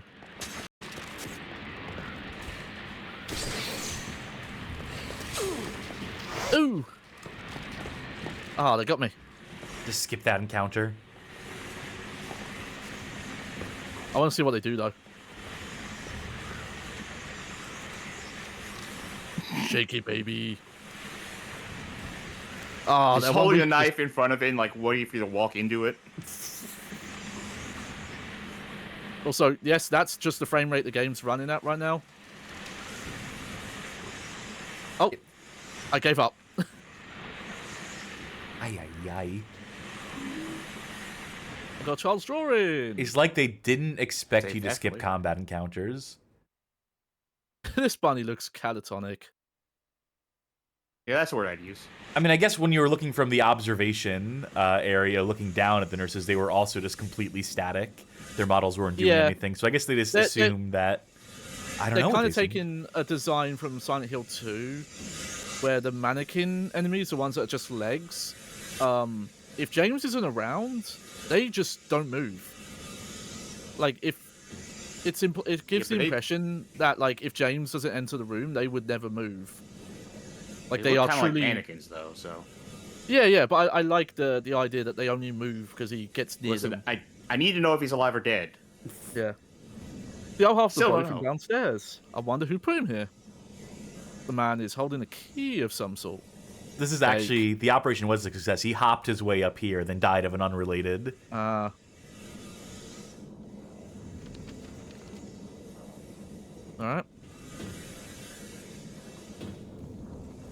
Oh, it sure is noisy in this hospital. That's medicine happening. That's healing happening in the other rooms. Yeah, so I assume... Yeah, it's that door. Well, hello, nurse. Oh yeah, this game's annoying. You have to go into this inventory. Fuck You can't just- off. Yeah. It's weird because Silent Hill normally is good about that. Like if you have a key. No, can they follow? No. You gotta invite them in. Vampire rules. This is going to be a hot take, but this is maybe why I argue that not all games need to have like seamless non-loading zones, because then you run into issues like this. You know, this Honestly, shit ruined Resident Evil 7 for me. The pursuer stuff where you just walk into the save room and then suddenly the person chasing you would just like turn around and walk away, and I'm just like, ugh. Yeah. Honestly, I hate more when it works the other way, like in Oblivion, where every door is a... Busy. Go away. What are you doing here? I want my toy. Oh, okay. So we've got some big choices here. Which one you choose? Are you afraid? Aren't you afraid of being here alone? What was that delivery? I'm a brave soldier. I'm looking for Rob. Yeah, I'm looking for my eyes. So do we think we are helpful or non-helpful? Okay, let me ask this. Do Yeah. any of these choices matter? No. Okay, cool. Not these ones. All right, in that case, say I don't think I can help you. I'm sorry. I don't have any toys for you. Find Rob. I want my toy back. I want my toy back. Okay, okay. Where's the last place you saw it? In my room. Okay, I'll go see if I can find it. Is it just me, or is the audio mixed like fucking dog shit in this game? Not good. Because this fucking hissing, like, static sound, I don't know if it's coming from the radio or the hospital, but it is so much fucking louder than the dialogue. You think they would boost the goddamn dialogue here. Yeah, it was because they expected me to fight those nurses, and I guess because they're like here, even though I'm, in a different zone, their effect is like bleeding through the wall.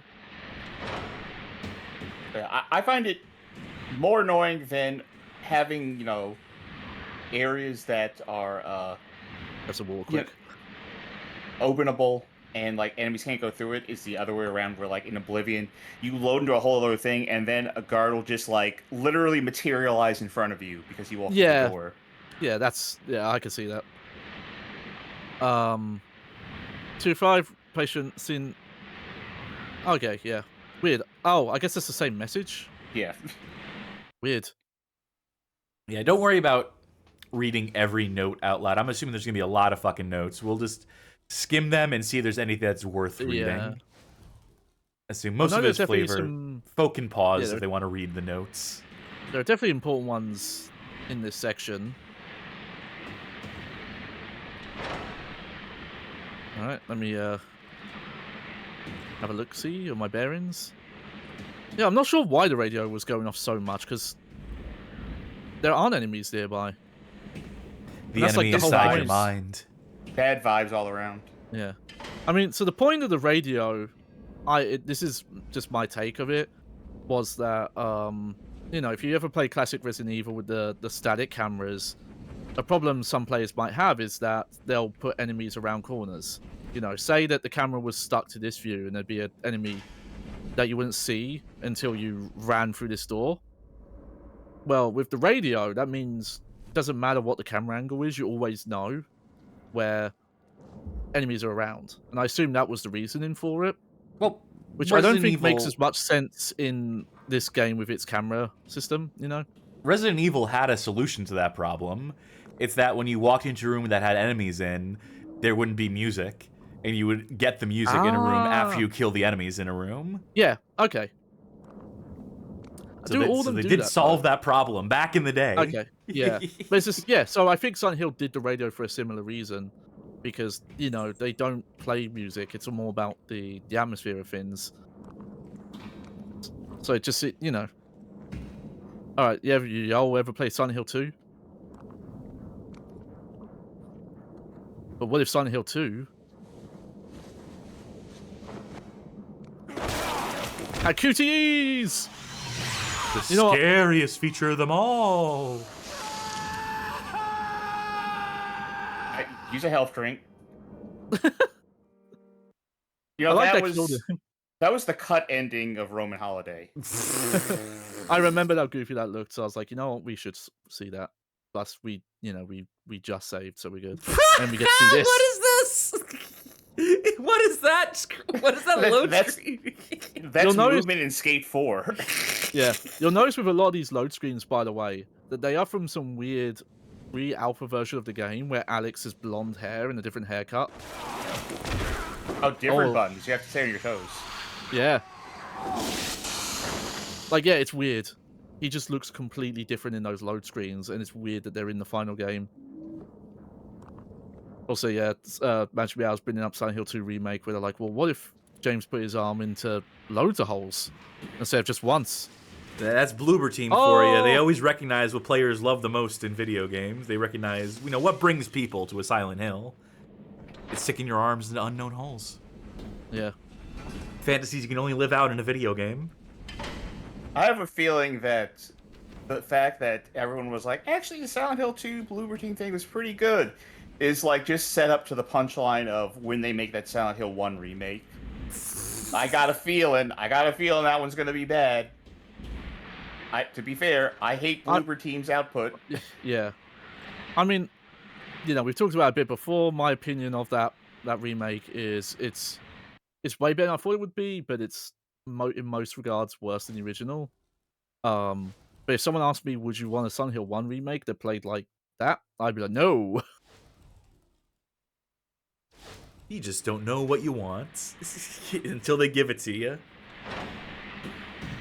I agree with the sentiment that gamers don't know what they want, but I think they do know what they don't want. And Well, I they think make that abundantly should be clear. listened to. Yeah. Like, you should give gamers things they don't know they want, not things they've told you they don't like.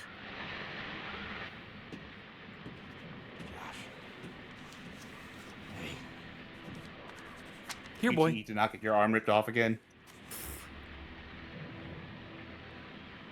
Also, I find the way Josh acts in these scenes weird based on his character age.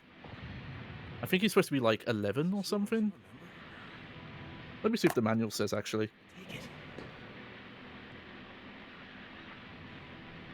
He's 9. Where are you going?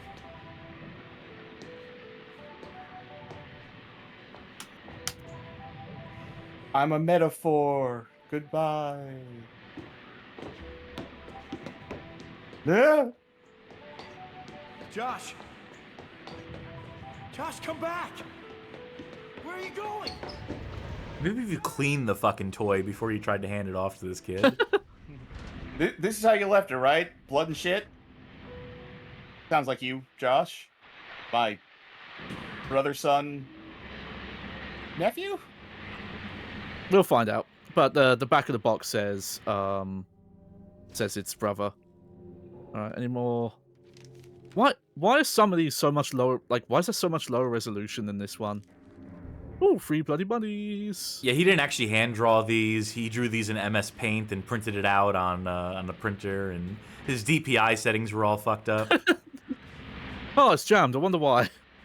If only there was something we could do. Okay.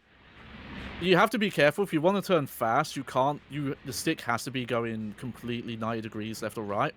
If it's going like diagonal, it gets even slower. It's kind of fucking me up that your flashlight, which I assume is on, doesn't really have an effect on your shadow when you shine the flashlight on your own shadow. Yeah.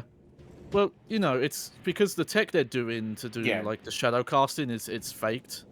Yeah, I mean, video games are hard. That's like, to be fair, it's hard.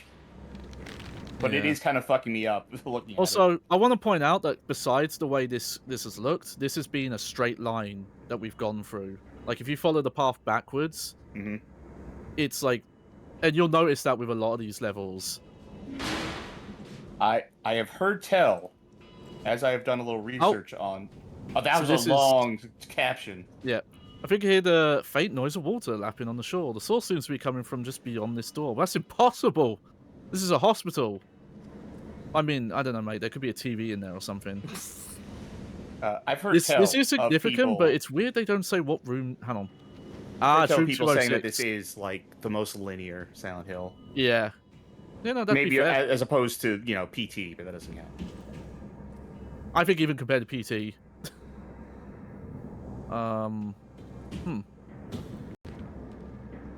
Okay. I did go into intensive care. Let me see if there's anything in there.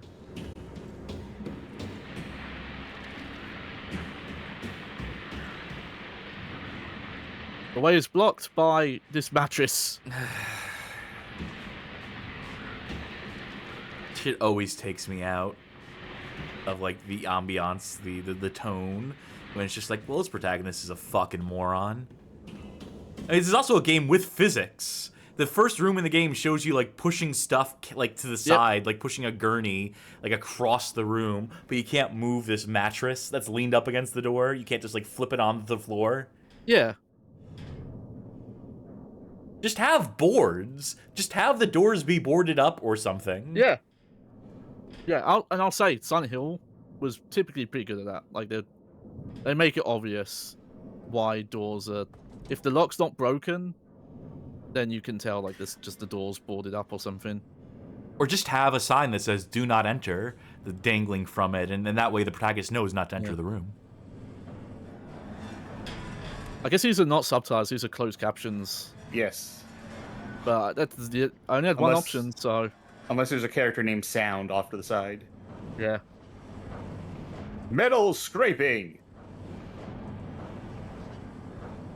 I think why this noise effect looks weird, not just because they're going for the old-timey thing, is that it's like lower frame rate than the game.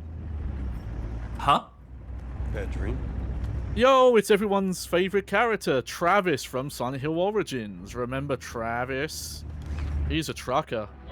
Does this take place before? This must take place before Origins, then, right? No, Origins is a prequel to the first game. But And it doesn't make a lick of sense. It says Carmen redeems the that makes sense redemption at the same. But yeah, it was a dream all along. So all that shit happened to him in Origins, and he was like, "Well, time to keep on trucking." Yeah. His only comments after the events of Silent Hill Origins are, "That guy was crazy. Why'd he bite me?" Yeah. Oh yeah, no, Travis is very nonplussed by his story. And yeah, quite long for a Silent Hill opening dream sequence. Hometown? You could say that. Now, Homecoming, that's the name of the screenplay I'm working on. Soldier. Thanks.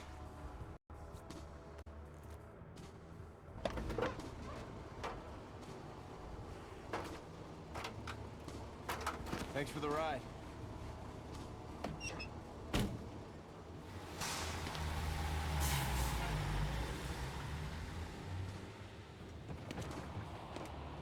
Alright, off he goes.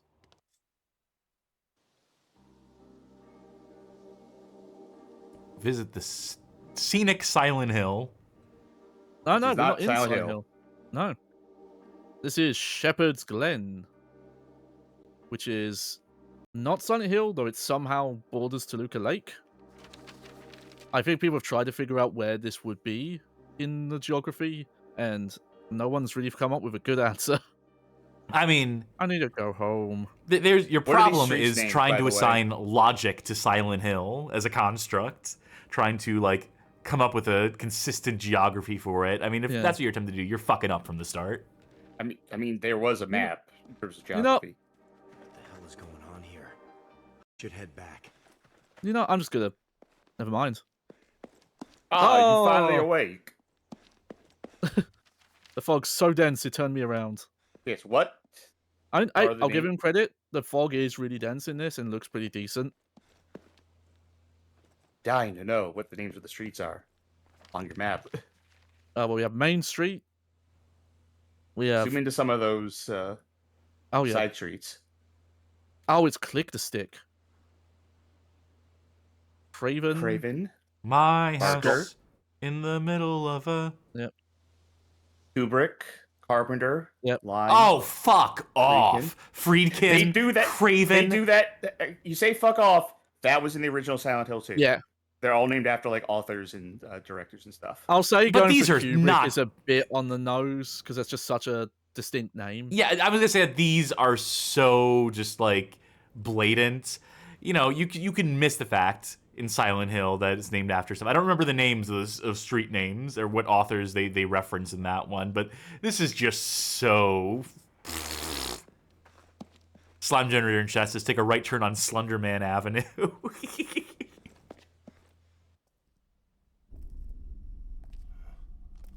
This is like if you let the JoJo's Bizarre Adventure guy make the names of streets. If he was an urban planner. Alex? Yep. Judge Holloway. Hey. I didn't know you were home. So when I talk about this game's mixed visuals, She didn't say. this character model comes to mind. No, I haven't talked to her. Actually, Most of the character I haven't models, talked honestly. to anyone. I'm not planning on sticking around for long. Oh. Well, I hope you get a chance to catch up with Elle. I'm sure she'd love to see you. She's still here? Of course. You know how it is. No one ever leaves this place. Dun dun dun! This town's so quiet. It's changed. Yes. Not for the better, I'm afraid. You should go home. See your mother. Perhaps I'll see you later.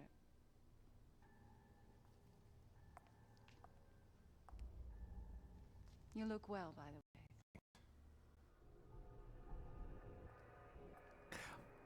Oh my god. I thought she was like inside the ground, and then I saw the steps, and I saw her walk up the steps, and I'm like, oh, that's not good either. Where are you right now, by the way? In front of the town hall. According to this guide, you might want to go in the town hall. Alright. Can I slide up the stairs as well? A little, yeah. That's the Go straight advanced. through the double doors in the lobby, and the photo will be on the left side. That's an advanced stair climbing technique they teach you in the military. So I do appreciate how you're just running around with your knife in your hand here. Left side of the counter. Of this counter, yeah. Yeah. Did you have your knife in your hand the entire time you were talking to that Judge Holloway character? You know what? I couldn't tell really. Mom and Judge Holloway talking. We'll have to keep an eye on it. Oh, look at this guy. This is Cornelius Fitch. I always forget the Dr. Fitch Historic Sending. By the By way, street names in the first game include Sagan, Kuntz, Brighton, Bachman. Okay, that's a little more blatant than I remember. I'll be honest. Yeah. Granted, there's also stuff like Matheson, Elroy, Finney, Sanford. You know, stuff that's less obvious. Blahats asked a question, by the way, about the Judge Holloway character, and something that I was thinking in the back of my head too. Did she have heterochromia? She has homophobia in her eyes. So no, I think it's just bad lighting. Yeah, I don't think it's intentional. It looks like it though. So yeah, this is stuff about the town. It mentions there's 4 families: the Shepherds, the Bartletts, the Fitches, and Holloways. We just met a Holloway. Holla holla, get dollar. Who's this guy? Well, who cares? He didn't find the family, the town, so he don't get nothing special. Not sure if there's anything else around this area, but you don't get a map, so.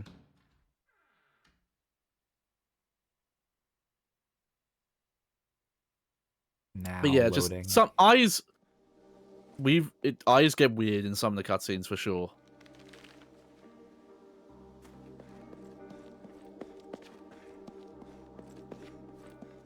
And yeah, I'd say, you know, we've all heard too much, but the music does sound, you know, you can tell it's Akira Yamaoka. It does sound very Silent Hill. I don't know if anything in particular stands out to me in the soundtrack, but like I don't have any complaints about it.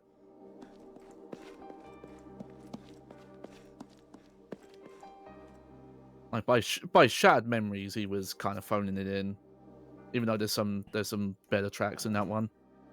You ever seen that music video for that one song from Back here again.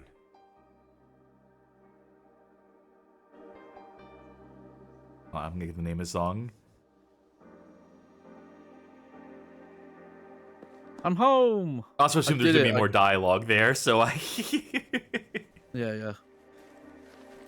There is a music video for Cradle of the Forest by the singer of said song. Cradle of the Forest being a song that appears in Silent Hill 4.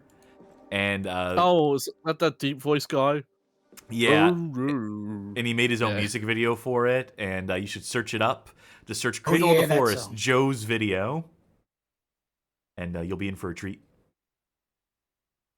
Yeah, people noticing the frame rate. Oh, just you wait. Yeah, we did our best to make sure, full transparency, Johnny is playing this on their 360, streaming it out to Parsec to us. Strange. And there might be some frame dropping, but I do think that this game also just seems to run like shit. So, Yep. a little bit from column A, a little bit from column B. You're also playing this on an Xbox One, specifically, right? Yeah, 360. Yeah, this is not the Xbox One back compat version. Oh, okay. So if there are issues, we can swap to that. That's why I'm doing the cloud saves. Photo Mum, Josh and Josh. I remember this one. I must have been gone when they put it up. Oh no, the paper. Well, one way into that room. Bit by bit, and cut down this wall. I forgot my keys again. Oh well, time to get the knife out. You ever walk around your house and look at something and just go, it's not useful? Actually, I think that's the Marie Kondo way of thinking, right? Yeah, it's a philosophy for some folk now.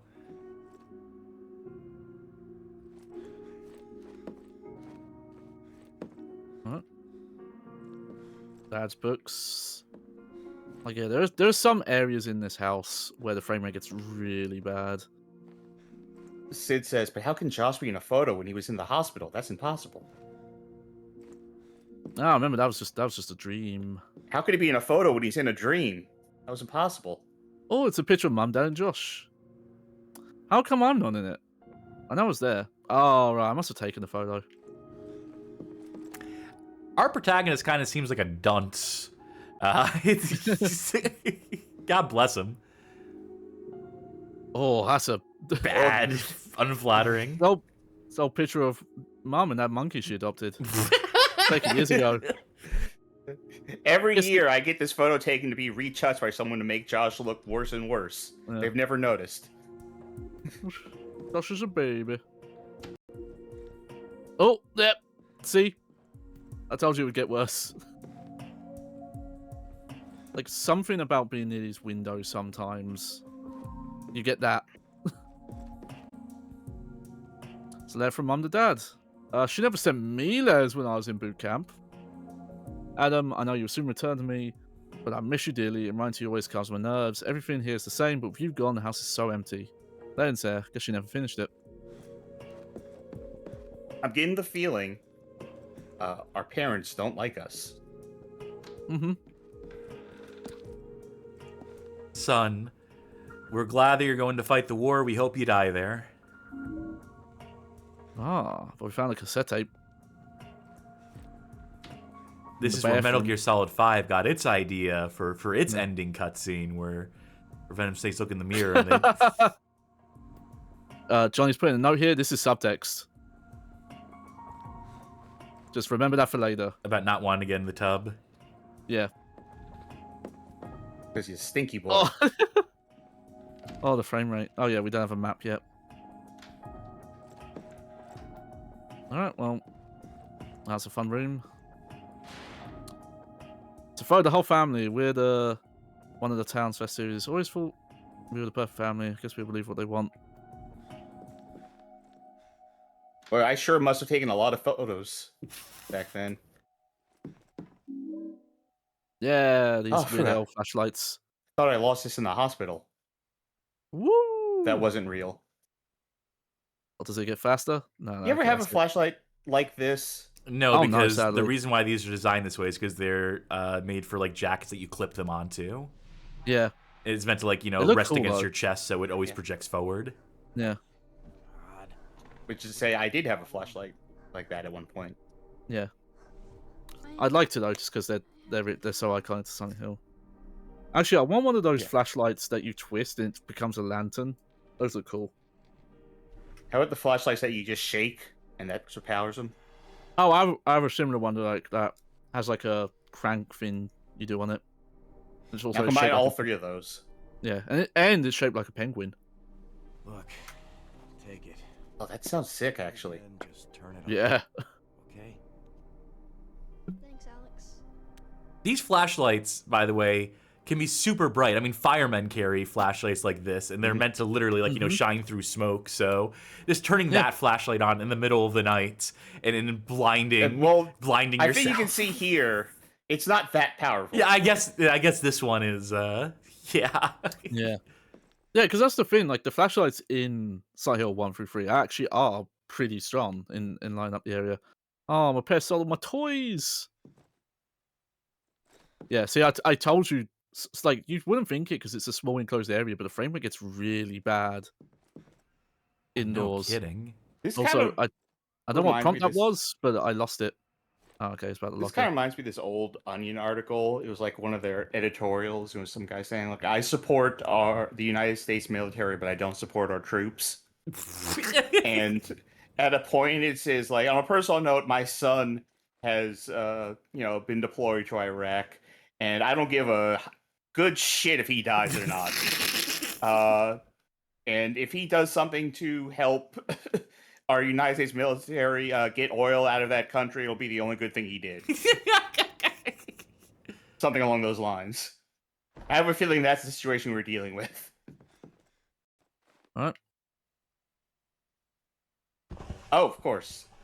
What are we looking at? Oh, those are highlighted, by the way. You see that? Oh Yeah. my god. Yeah, okay. Also, what do you think of this control scheme where you have to select with the right stick? I'm going to turn the boost off just to get the full effect across here. Wait, before you do that, Johnny, Yep. let Cass show how bad that is. Look at the books again and just see how brightly they're lit in real. Yeah, unfortunately, I can't select highlight them anymore. Oh, well, it's just as well. Just take our word for it that it's not good. I'm sure we'll see it again in something else. By the way, Carmen's speculation as to why the frame rate's so fucked is because they bet it's because of all the shadows the flashlight is generating against like the geometry, against the furniture and whatnot. That it's probably having to calculate that stuff. And I've seen a number of games, just in general, where the frame rate will get worse in a more enclosed area than in a more open area. I can look back at Shadow Man on PS1, actually, where that game's frame rate already wasn't good, but if you went into a very narrow corridor, even if there was like nothing but the corridor, that game would slow down to a crawl. Yeah, I think of a lot of PS2 games having that issue as well. Oh, not getting in there. I guess we are indoors. We can. Where's my We'll see if mom? that Why helps. won't she greet me running through the house holding a knife? Like I always did when I was here as a kid.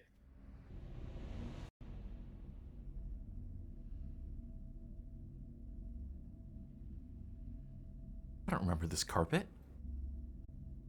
Okay, I don't know how well it comes up on stream, but there's like a wet trail on the floor. Yeah, you can see it better now from there. it's a little more visible. Mom's slug collection got loose. Mom.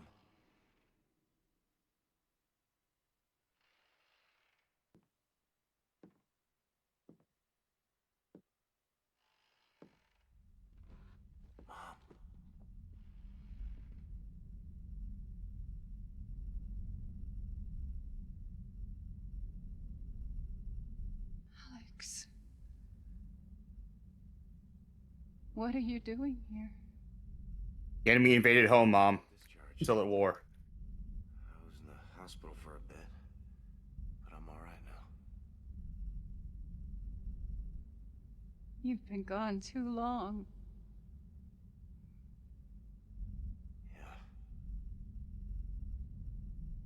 is everybody?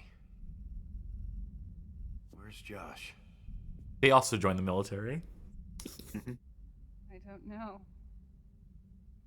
Your father went to look for him, Lowered the draft age to 8. but now he's gone. Everyone's gone. I'm here. Everyone's gone. Everyone who matters, anyway. I see you carry your weapon around the house too, just like old times. What is that fucking Colt Dragoon that she's holding on to? Mom.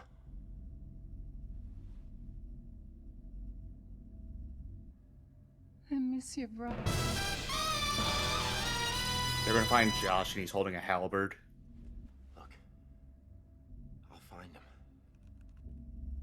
Yoink. I had this dream. I just have a feeling he's in trouble. Don't worry about it. I'll find Joshua. Oh, don't get that close to the models.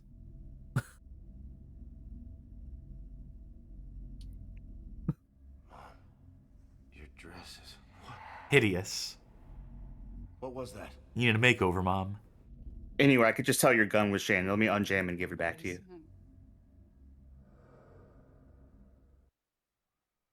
I'm gonna go look around. You just stay here. Alright. So you get Silent Hill. Everyone's creepy. Whoa! I didn't mean to Footwork. do this. That was a happy accident. Why are you talking to me? Aren't you supposed to be looking for your brother? Also, I'm just noticing the American flag on your sleeve is inverted, is backwards. It is. Yeah. Well, it's not upside down. I would say then, like, it's because we're in danger, but no, it's just the wrong way. I'm tired.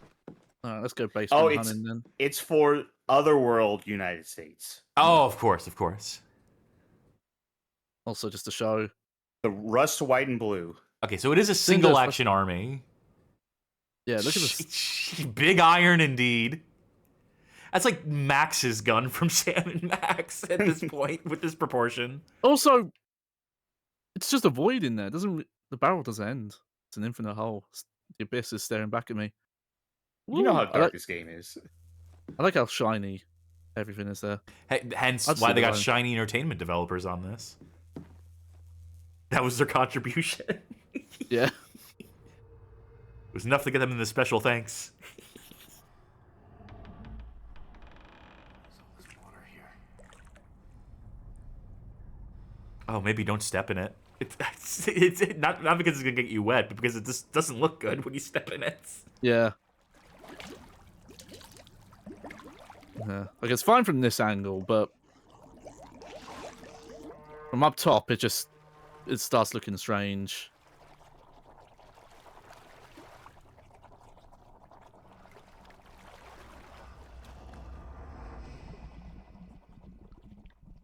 There's something in the water. Oh, Hi, Dad. Josh. He always was a kidder. What do you mean, hey? What a wonderful kind of day. Alright, so how do we take care of this guy? Oh, that's what you do? That's it? Hey, You were Ma, scared of call him. the exterminators. Tell them I took care of it. This is gonna save us a bundle. Oh, hold on. There's a specific attack I want to learn how to do. Well, read the He has fucking like a- brochure. Read the combat army manual or whatever Yeah. the fuck they gave you. Always That- got to stab. No, there's like a 360 spin / he'll do sometimes.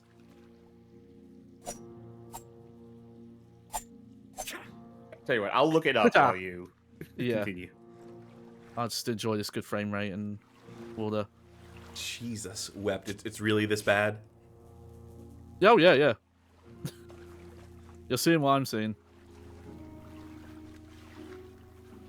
Yeah, I'll practice my combat moves. Yeah. Light, strong. It's not going to work against a static enemy like this. Or like an object that isn't actually. Huh. He's doing this move instead. Yeah, it just says light attack, strong attack, 2-swipe combo followed by a spinning slash. Alright, well, maybe it only works in, like, combat.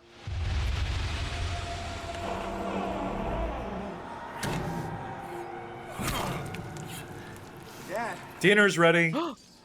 what the hell are you? Yo, it's that guy from Lost. Oh my god, it is. It is. I don't ever want to see you in here again. Are we clear? I'm sorry. Yes, sir.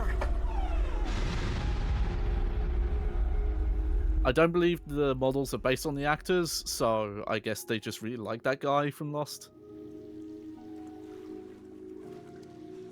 Carmen in chat says, there are occasionally some noticeable big stutters, and I'm not sure how many of those are the game versus the way it's streamed. I would bet the game. Yeah, Johnny, you'll have to watch this whole episode back on Yeah. when we put it up on YouTube, so you can tell us how close it is. Ooh, garage remote. It runs out of fuel, use the can from the garage to fill it. Alright. So yeah, this is, you know, despite all the spooky stuff happening, what this game's about is just coming home and fixing all the shit your parents need you to fix for you. It's like, oh yeah, I don't know how to fix the basement, and like, you get the cable up and running. Homecoming, they should have called it home cleaning. Am I right, guys? Am I right? By the way, you're about ready to get to the next photo. Mm-hmm.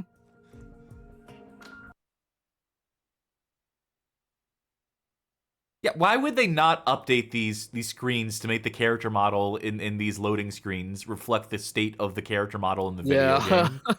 Yeah, I have no idea. Left of the garage, duck under the brick wall. Alright. You're gonna have to fix this shit too. Get the cement Also- out and.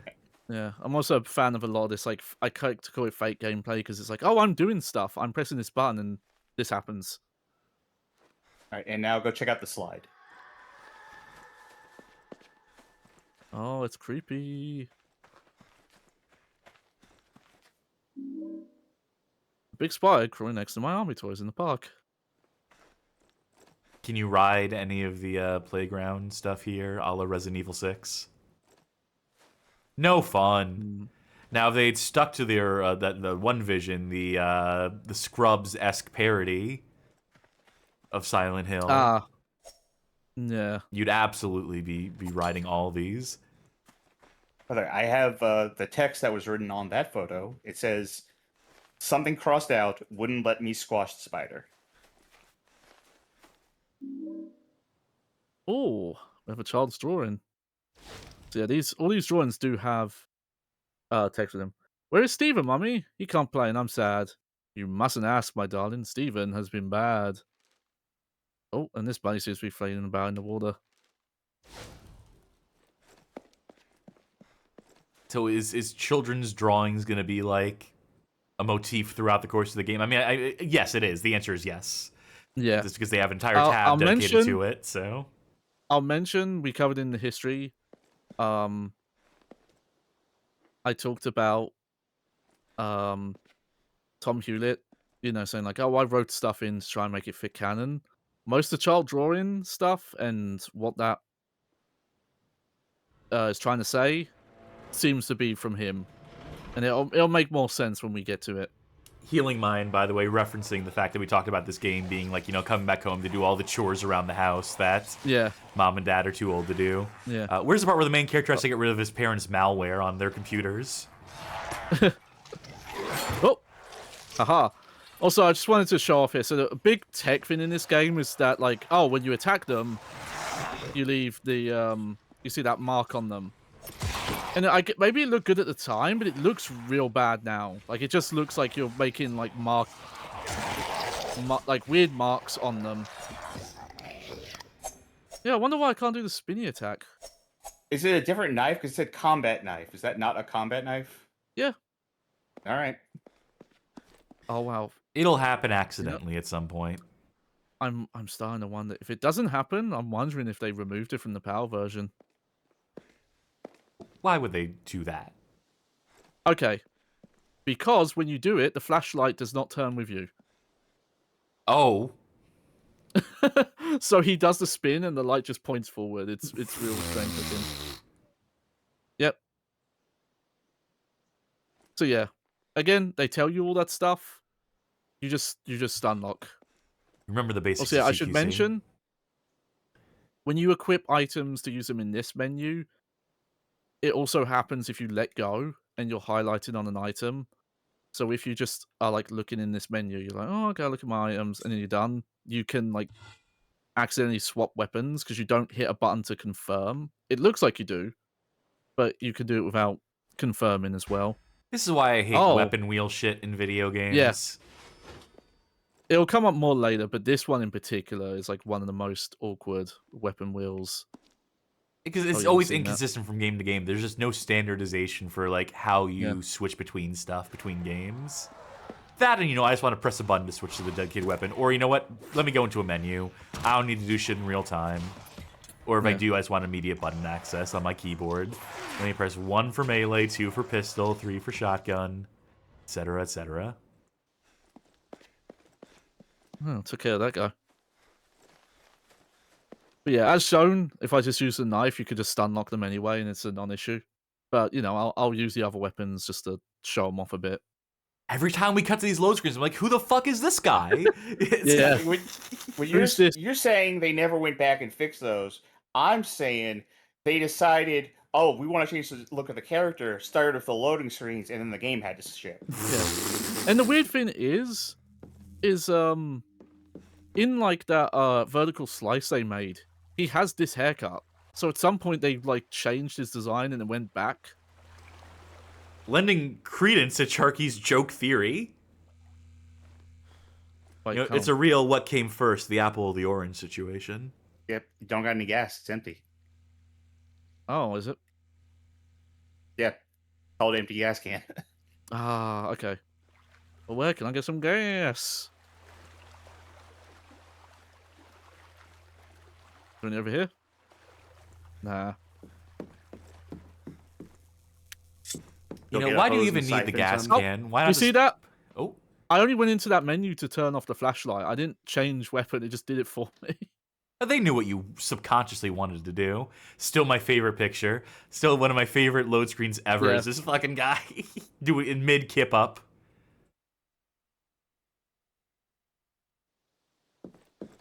Alright, do what I remember. You think it's something in the garage? Yeah, let me double check. Maybe siphon gas from something. That's not Finn. Maybe it's in the playground. Well, you got the thing, you left the house, and then the monster crawled from underneath the, the hole. Alright, well, we might as well go look elsewhere. People are mentioning, and I think this will be a good point of discussion for us. Slime says vibes of this game so far are more chill urban exploration than evil spooky. Like, I'd hang out here. The silence would be nice. Carmen says, yeah, it really hasn't been scary at all, or even tense. Yeah. Oh, what do you think of it now? Yeah, I look at this, and there's just no atmosphere. Mm-hmm. I think there's like a lack of like background noise. Yeah, that would add to the atmosphere. To make ambient atmosphere. sound would really add to this. Yeah. Which is funny. It's too quiet, and not in the creepy too quiet way. It's just literally too quiet. Yeah, because Silent Hill normally knows how to play with the quiet. I'll also say this about like why Silent Hill 1 is my favorite and why it's so perfect. It's that even in their attempts to render the non-other world, just like, a normal town, you still have all the PS1 affine texture warping and stuff. So even at its most normal, it's still surreal. It still feels like swimming through the world. Like the world is like swimming around you, and that works perfectly for that Donnie, game. go back to the house. Is it back in the house? Ah, It's not beans. in the house. It's through the hole in the fence to the park to the semi truck's gas tank. I noticed that I there was a remembered dunk it- tank advertised on that flyer, by the way, where you can dunk Mayor Bartlett. Yeah. I knew I was looking for a semi. I just didn't remember how you find the semi. That was my I laughed when I said it because it would be dumb, but I realized that monster was crawling out of the hole. That's to tell you this is where you need to go.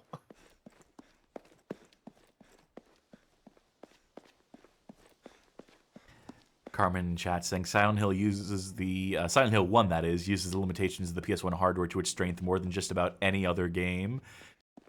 Oh yeah, for sure. Yeah. I'm trying to think of a joke response to that, like a PS1 game that's like fucking hideous, and just being like, no, this is the game that leverages the PS1. Cosmic Race uses limitations of the PS1 hardware to its strength more than just about any other game. Parappa the Rapper, they saved on so many polygons by making them all flat. I said, go through the hole in the fence with this weapon. It's a pipe, not a crowbar. Like, just make it a crowbar. Maybe you should check out Condemned. But yeah, again, it's not even real gameplay. It's just busy work. It's just, oh, we'll make you swap weapon here and press a button because it's an action.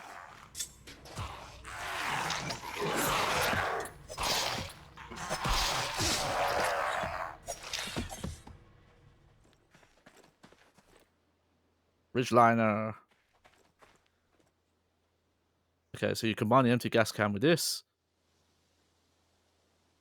You need a Somehow, QTE for just- putting the hose in, and And it does it. oh, just cut No away, hose, just fade to just- black. Yep. Just shove it in there and scoop it out.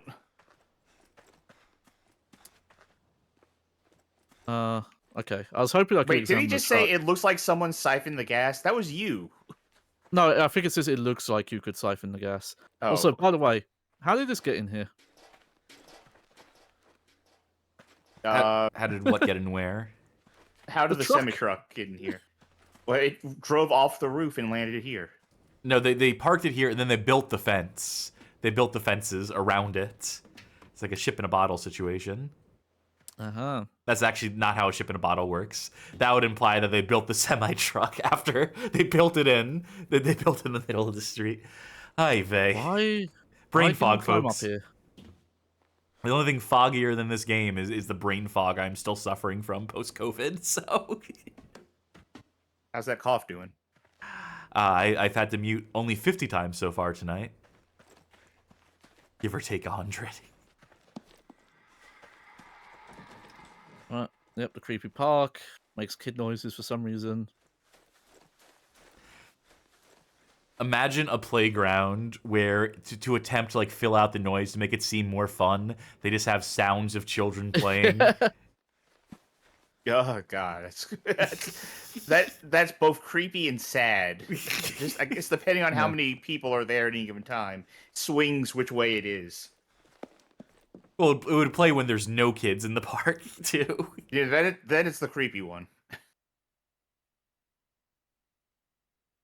So yeah, look at the so ass on that something- guy. Yeah. So something that a lot of people might have noticed here that this kind of surfaces is that a lot of this game is just boring. Like you're just walking around and nothing is happening, and that's honestly half this game, and not in like a scary, oh something's gonna happen, but just in a, you're just wasting time. You're just traveling. So it's like an open world game almost. But very linear.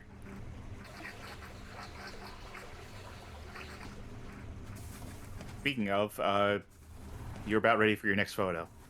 Oh, nice. Smile for the camera. Just open the nearby door, exit the backyard. It's in the backyard.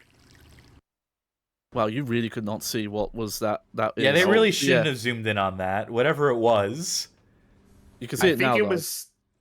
I think it was like just the water seeping through under the door or something. God, look at the water. Look at how the second it goes under the water, whatever that the pipe, it just disappears. There's no transparency here. No, it's actually liquid mercury. What they're trying to highlight is there's this little lock at the bottom of the door. Which, why is that there? Who makes doors like that?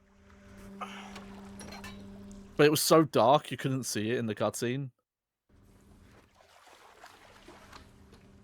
It really is like you're standing in a pool of liquid mercury. It's... Yeah. Loaded. You know what game has awesome water in it? Mobile Suit Gundam Crossfire, I believe the name is. It's the first Gundam game on PS3. It may have even been like a launch year release for PS3. And it has some of the ugliest water ever seen in video games. Hey, where's the dog? What's the dog doing?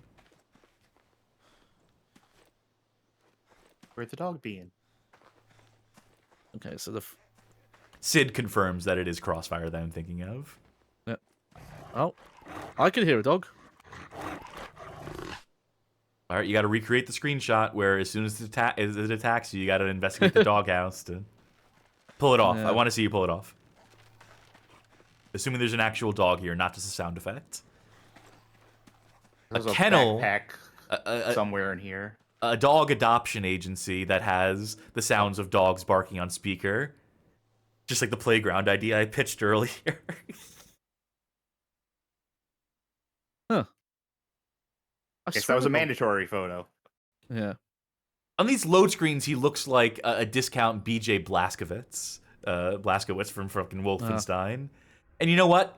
In game, he looks like BJ Blazkowicz from the 2009 Wolfenstein game. Yeah, I get that, and I get a bit of like a bootleg, like Daniel Craig model. Like that's it. That's what I'm thinking. It's the face. It's his. Well, not this one. This is perfect. Let me just double check. Nah, they saved the dog encounter. Make him smile for the camera. I want to see this motherfucker's face again. Just to really lock in that. Well, I can't. Oh, yeah, remember? right. It controls like a first-person game. Appropriate use of the Bond moment, Sting. Yeehaw! And Healing Mind redeems a Say Something Nice, Johnny. Yeah. Well, I feel like mentioning the music is a bit of a freebie, so I won't say that. But, some of the lighting shadow stuff is impressive and the fog stuff. There are some visual aspects that I think are good. It's a shame it's so fucking dark you can't see half of them. Also, what was on the table? What was on the kitchen table? I want to see the food. I want to see what last mealtime was. Some bread. Can opener. All right, no, zoom in on those sandwiches. Let's see what their fixins are. Oh. Bologna and a piece of yellow legal paper. Yeah. Place of Also, cheese. that bread's bad.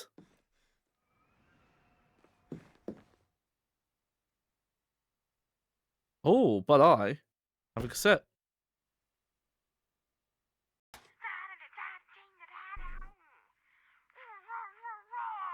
Purchase your copy of WinRAR today.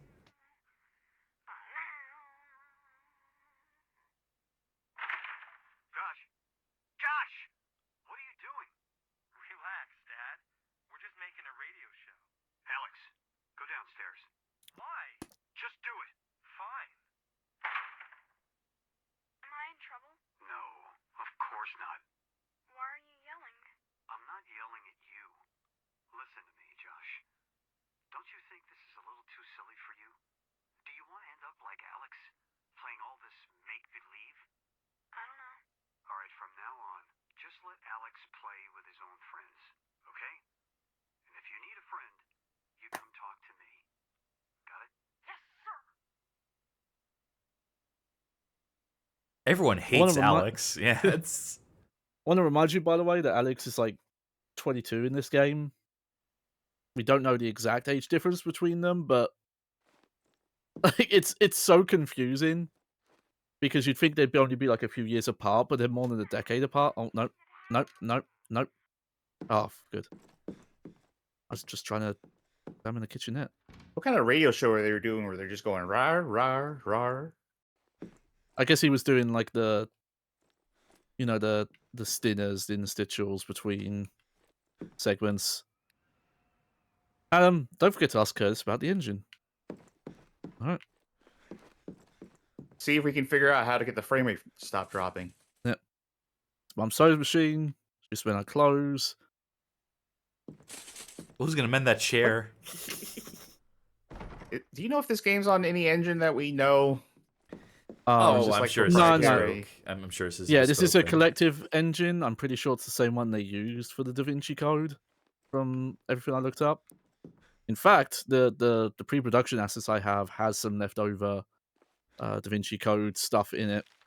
So I have like design documents from that game as well. Dan Brown's personal notes.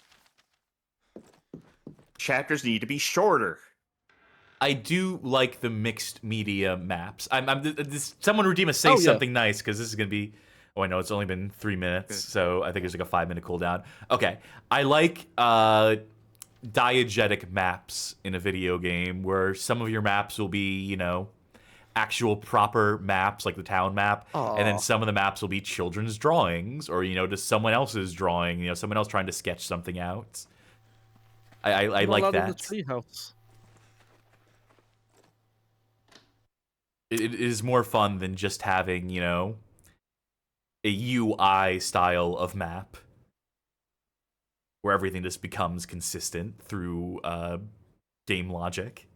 What about a map where you hold your arm out and then light shines and like draws a map in front of you on the ground? I'd rather die. Not a fan of the Division No. or Dead Space? No, I don't like that kind of map at all. Legitimately. I mean, I like Dead Space. I don't give a fuck about the Division, but I hate that style of map. I don't like... I get that it's diegetic in the sense that it's like projected, but... Actually, I guess Dead Space did have a bespoke map, but the first one did, yeah. Yeah, the navigation was the thing that I think I was just... in front of you. I think the problem is I hate 3D maps. I'd rather like floors be broken up and have their own individual maps, so that when things like cross over or layer over each other, because that's just confusing to visually parse.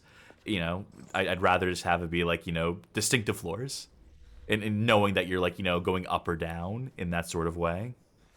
I've seen it done well enough. I think there was a game we played on our Welcome to the Dark Universe stream that had like a 3D map that was like, okay, this isn't that bad. This tells you decent information about where you are. I think it might have been that Mummy game. Yeah, The Mummy Returns. Blitz Games is The Mummy Returns. Yeah.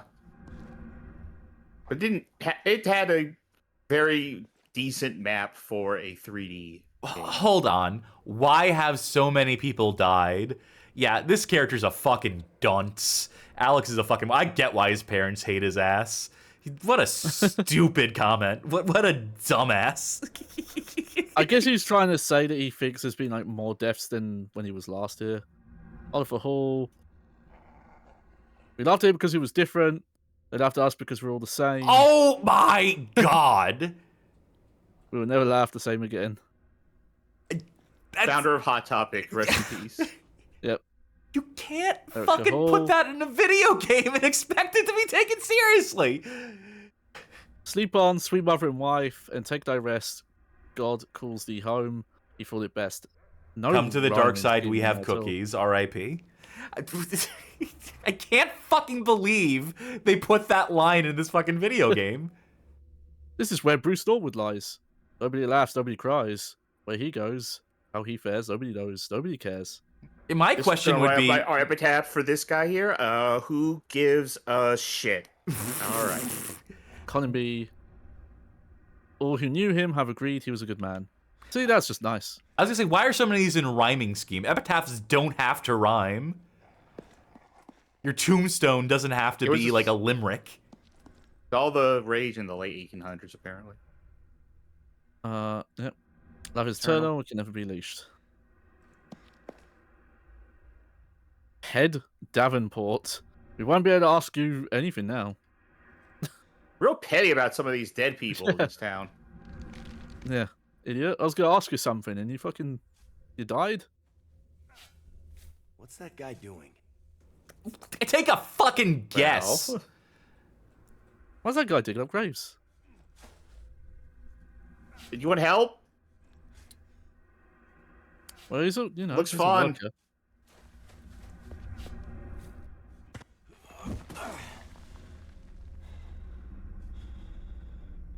I'm sorry, I still can't believe they have the fucking that fucking line in here. I laugh.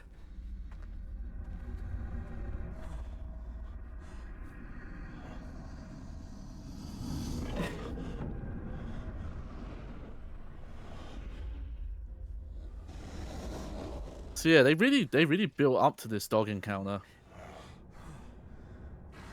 Played the long game on this one. Just like the only dog in the game. He's right behind me, isn't he? Easy. Easy. Why Good do you boy. keep chalking down these monsters? There it is. It's free attacks in the slash, but yeah, you see the flashlight. Points forward the entire time. Well, that's not good. I mean, I guess it's good for visibility. I would just simply not put that attack in. I would simply have a different animation. I didn't have you spinning around 360 degrees. If you know, it's not very army tactics. This fountain's hereby dedicated to the memory of Charlotte Borden by loving parents, taken suddenly from a life let unfilled, born. The rest is illegible. She was 8. Inseparable yet divided, two halves of the same person in two places, now forever apart. Something tells me I'll have to make something complete there. Well, they let you take that with you, so you can just have nothing there, I guess. Well, you'll find the next part, but it's actually just a quarter of a circle. So you have to find the other part, but it's 1/8 of a circle. And it's just... Sister, have we backtracked? No, we've backtracked. Yes. I remember this happening a lot. It's like kind of vague where you're supposed to go here. There it is. Now, if only there was some yellow paint to point the way. Yeah. Well, I mean, I don't know if the yellow can be rendered in this engine. Yeah, it's not part of the color palette here, clearly. Unless we're in the sepia tone world, in which case it's the only color. The gate to the Bartlett Family Museum is locked. Look, that's where he is, though. Yep. So he's in his... That's Mayor Bartlett. He's in his mausoleum for some reason. Spoilers. Well, no, that's not spoilers. That's happening right now. Yeah, we don't know his name. Why can't you just yell out to him? Just be like, hey, what's up? Can you unlock the door for me? I'd love to talk to you. My name is know Alex. who Mayor Bartlett is. He's from this town.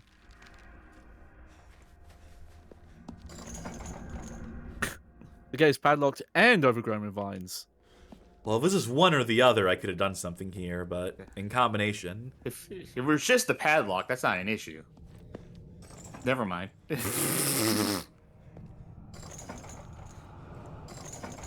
Alright. I mean, if he really wanted to, he could just climb over those. Yeah. Would you really want to in this situation? Memory of Jonathan Sturges. We don't want to say anything. You know, if you've got nothing nice to say. Memory of Elizabeth Sturges, wife of Jonathan. Yeah. You know, we're just not fan of the Sturges. We didn't really want to... I don't recognize this name, so I won't read so you it. recognize all the other names. You recognize all these other folk who died in the fucking 1800s. He's like, ah, yeah, my home from back in the day. But this one...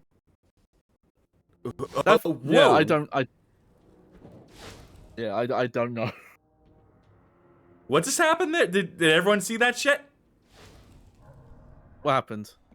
That might have been a me error. That might have been, that was a, it went, I thought my computer was going to blue screen for a second, so I really freaked out.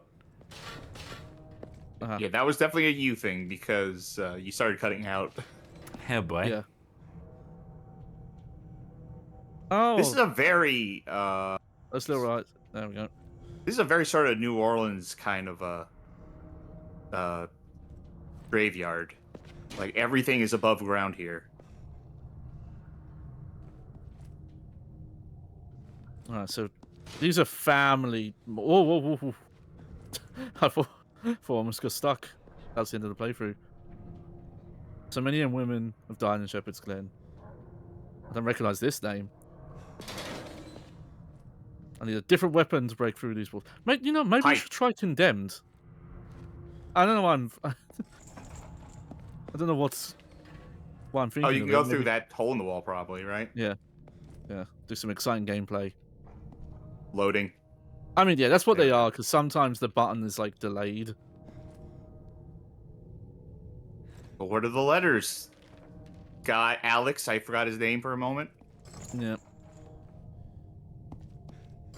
Oh, I'm trying to remember. He had a slightly different name at some point. Where it wasn't Rich? Alex. Okay, so I don't remember the exact name, but apparently it was the same name as someone who died because of police violence, and that's why they changed it. Ooh, yeah. It's in the Dead Domain video. Not like intentional, just someone didn't realize, someone didn't check. Oh, Mrs. Fanny and I.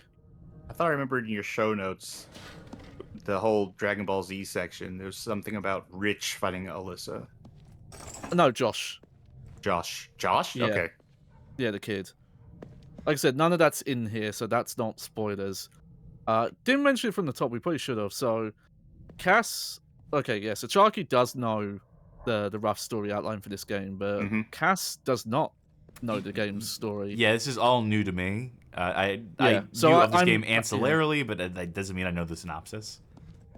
Yeah, so I made sure the show notes did not spoil anything. And because that Josh stuff is so different, I was confident. Like, Yeah, oh, no, yeah, that's we can fair. mention that. Yeah.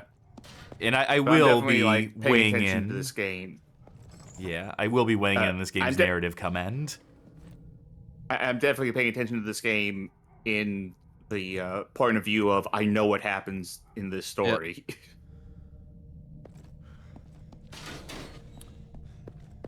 Let's see where we're going now. Like, I will say so far, just to give an early impression, as far as just the setup, the premise being set up here of looking for your brother, it's so far so Trisha. I mean, that's what you do in Silent Hill 1, Silent Hill 2, Silent Hill 3 at all. Silent Hill the movie film.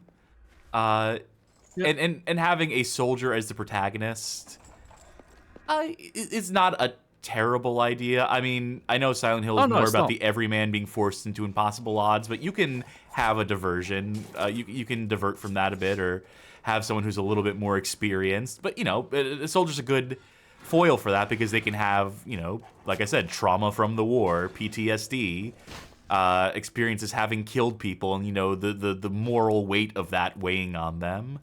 So I'm hoping that some of that begins to feature in this game at some point, that our character is informed, at least in part, by their experiences as a soldier. They really haven't been thus far in any sort of obvious way, in any sort of clear, established way, but... Yeah. But again, you know, as I mentioned, the writers said in the Dead Domain video, that the meaning behind the creatures and stuff like that was written after they were designed. So, you know, they had to retrofit meaning in. Sure, but I don't know how it would affect the main character in their backstory. Oh, yeah, but that has to be I'm saying, central. Oh, sure, but I'm saying that the designs weren't specifically trying to say anything about him being a soldier. That is initially. true. You know, Silent Hill is about, you know, the enemies are reflections of. That's a fair point. Yeah. I mean, that's all well and really fine, and I know my mind when you know the making of like Silent Hill 1 through 3 and how integral like Masahiro Ito, not just doing his designs, but even like on how he affects story in those games. Wow. Like, I will say that it's obviously a neat touch how in previous games the enemies are some sort of reflection, but you could argue that's integral to the series and to the identity of it, but, you know, you can also have other factors in the story. There are other things that, you know, will reflect a character's traumas and past and mental deterioration or what have you. So, knowing that fact, it's not a complete, like, you know, throwaway at this point. Yeah, there's still hope. And I did mention, because people will forget this about Silent Hill, is that the monsters aren't always the player characters. It could be other manifestations. characters, Yeah. In fact, yeah, Silent Hill 1, it's all Alessa. And in Silent Hill 3, it's arguably more tied to Claudia than it is Heather. Because she's like the... You know, like, it applies to Heather from a thematic sense, but Claudia's like the one powering things, you know? But we'll get into the weeds of the lore stuff later. Once whole, but now split in twain, opens the way of souls to leave. Find the plates and release their pain, once separate, but now is whole again. Yeah, What? dumbass. Find the two plates and put them together. Yeah, it could also just said do the puzzle. It's awesome that they have two separate, you know, not only two separate fountains with two separate, you know, inscriptions for two separate people, but they also put up signage around the rest of the graveyard referencing these two tombs in particular. Like a fun activity for when you go visit the graveyard. Oh, you had to take the other one? I fucking knew it. I told you to take it. I would have assumed if I needed to take it, it would have just took it when I examined the place. Because again, that's how Silent Hill normally works. I honestly thought that you were going to have to bring this one back to that one to make that goal to do something. That's what I assumed. Yeah. Also, why are these two twins buried so far apart? They hated like each other. Yeah. That or just to spite them. Like, whoever runs this graveyard is like, I had a cool idea for a puzzle. Thank God those two 8-year-old girls died. Finally. Yeah. And see, that's the weird thing, because, you know, the puzzles in previous Silent Hill games were happening because, you know, the nightmare stuff was changing the world. You know, like a lot of stuff in Silent Hill 1 references, you know, Alice in Wonderland, Through the Looking Glass. A, because it's thematically consistent, but also because those are directly books that Alessa was a fan of as, you know, growing up. But this is just in this world. Like, Shepherd's Glen apparently has just always had this mausoleum like this. Since the 1800s. Backtrack. And again, as you'll note, I'm not walking in a straight line, but I am definitely navigating through a linear path here. It's just the, you know, the illusion of a space. I mean, there are certainly sections in, like, classic Silent Hill that, you know, I mean, it alternates between, like, open and linear. Yeah. Mm-hmm. But I remember a lot of linear sections, in particular in 3, which is the one that everyone seems to... well, it's either that or fair. 2, I guess, right? 3 especially... Yeah, 3 is the most linear out of those ones.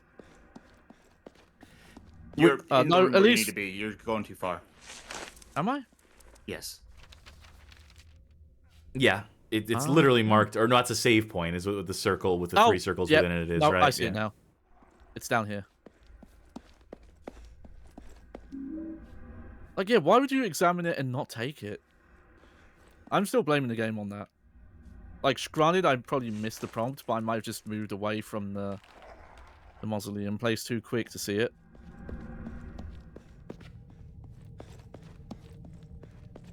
So I'm going to have to check the map here just to remember how this place is built out.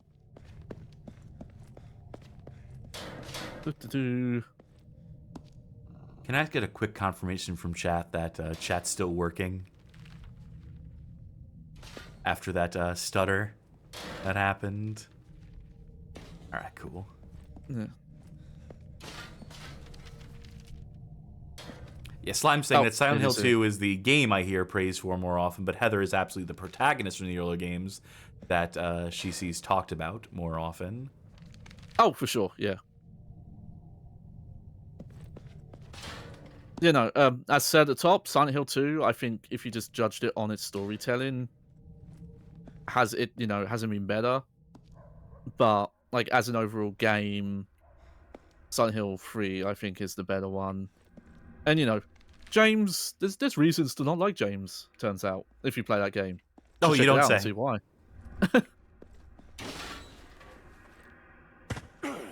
Yeah, got And- fooled by a dog. Yeah.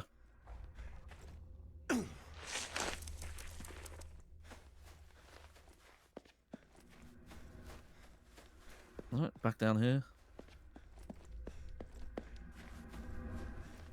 I don't know why you can't look at that body, by the way. I did try. So let me check.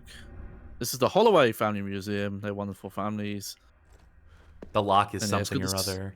It's the same weird like slot lock that the basement had. That basement door.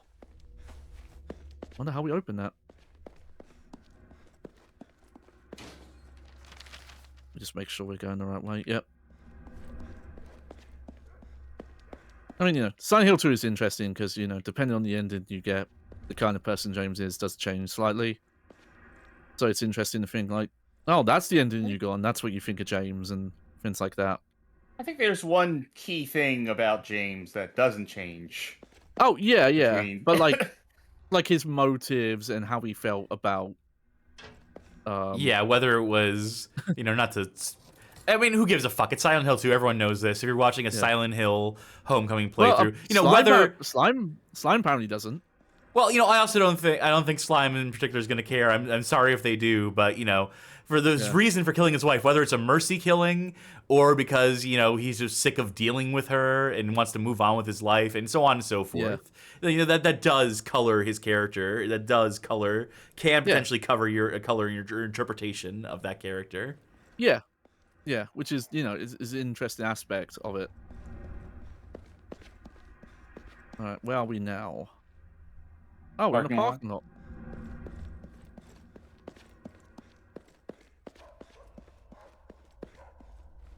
And there's still dogs.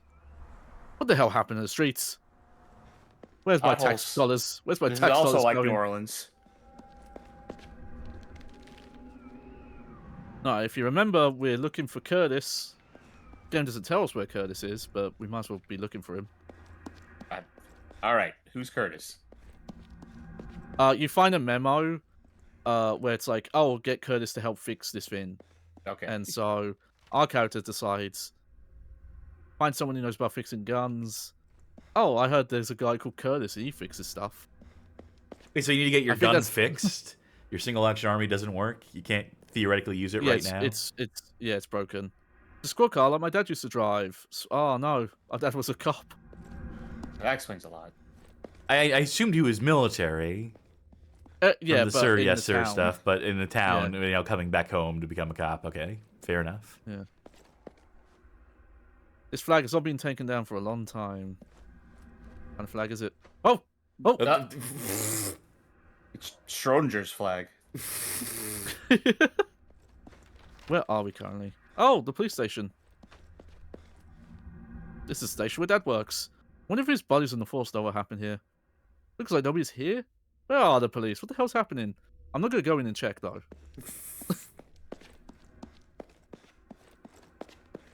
Yeah, I'm gonna say the homeowners association in this town has really been slacking. And yeah, again, when I talk about like, it's hard to tell what year this in. I guess maybe the implication is this is like a town in the middle of nowhere. That might be, like how Twin Peaks is in the show, still has like a lot of 50 shit. like 19. Yeah. It appears I'm not the only one that doesn't like these dogs. Ouch. I've never seen that before. Oh, look. And look, they do have environmental storytelling. Look, this car hit this dog. Maybe. Possibly. It's up to your interpretation as a viewer, as a player. Yeah. Trust your instincts as a gamer. Yeah. I'll say that from a bat, though. You ever want to... Oh. Hello. Yeah, we'll talk to you in a sec. Combat roll. Yeah, let me Dark Souls away. See, everyone's saying that new Silent Hill game's the Dark Souls. No, it's this one. They got the rolls and everything. It's a slow roll, though. Yeah. It's a fat roll, as they say. Yeah. You ever want to talk Silent Hill with me? I'm more than eager. In fact, I'll probably just bother you into talking about Silent Hill and you won't even realize it. Discord.gg/BGH. But I am not a, hey, what are the story elements? Oh, those are up to interpretation kind of guy. If you ask me, well, James is even real, or is he actually like a turtle that's dreaming about being a guy who killed his wife? I'll tell you, no, that's stupid. Shut up. But still talk to me. But circumcision real though. Circumcision theory But yeah. real. Yeah. But yeah, I like, because I see a lot in the fan base where people are like, oh, this whole game could be a dream, or it's a simulation. And it's like, that's not how open to interpretation works. That's just the plot. Shut up. Alex? Oh my god, Alex! Wow, someone who actually likes Alex. That's Yeah. never thought we'd see the day. Hey, Al. Your mom told me I might see you around here. Oh my god, it's so good to see you. It feels like it's been forever. I was just about to put up your poster. That's one down. You alone out here? Well, hey, I didn't think I'd ever see you again. You took off without saying goodbye. Yeah, well, I'm not here for long. I'm looking for my brother. You seen him?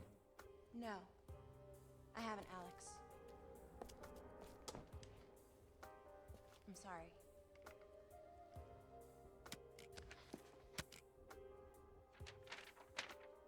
Wow, what a natural conversation. I don't know. And every day there are more flyers to put up. Every day more people disappear. I don't even know these people. They're just flyers, just keep showing up, and I'm supposed to put them up. And if you did, would you have done anything about it? Yeah, I would have come back for Josh, gotten him the hell out of here. God knows what kind of trouble he's in now. Trouble? Look around you, Alex. This whole place is in trouble. Hasn't mentioned he's been fighting monsters yet, by the way. But I have to find my brother. He's my responsibility. After that, I'm gone. I suggest you do the same. Alex, wait. Yeah. I got this from Deputy Wheeler. You should take it. What for? If I hear anything, I'll let you know. What possibly could I have for a radio? Thanks, Al. Alex, I hope you find what you're looking for. You mean my brother? You mean Josh? Yes. Yeah, very specifically, I'm looking for... You can say it specifically if you want. It is Josh. Whatever it is you're looking for. Josh! Nah. Can't you see I'm busy? Wow, they're such good friends. Alex, I can't talk right now. Oh yeah, it's real essential work. It really requires your full concentration to... I don't know anything else. Please, just let me do my work. I'm doing these alphabetically. And every This is time my- a kid goes missing, I have to take them all down and re-alphabetize them. Let me work. This is my passion. What happened here? What do you paint? We saw Alex. There was the dog on the other side.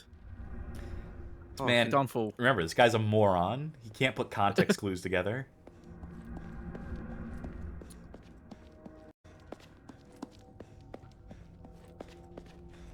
So I don't know how I Big feel about doghouse. he still does the out of breath thing that previous Silent Hill protagonist does, but he doesn't actually have the stamina system that lets him run faster. Yeah, I was He gonna just- ask, there's no sprint, huh? This... No sprint. The old mine is falling apart. It's too dangerous to go that way.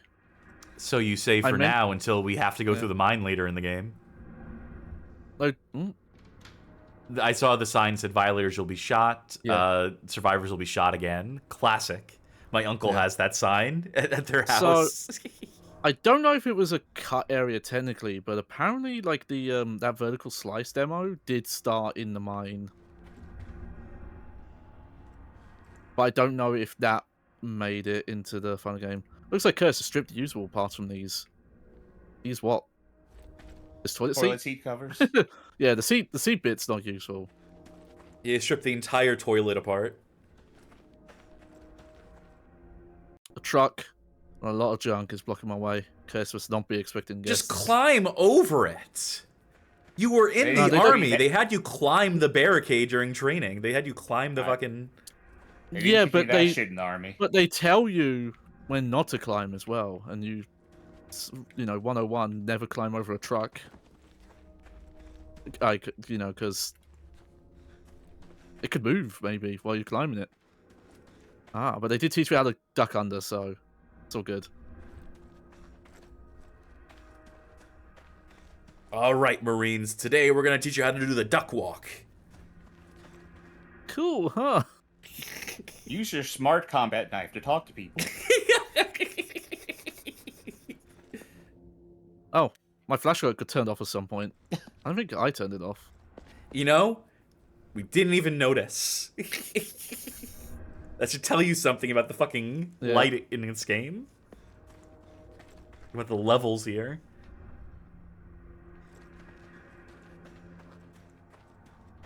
Come on, Curtis, where are you?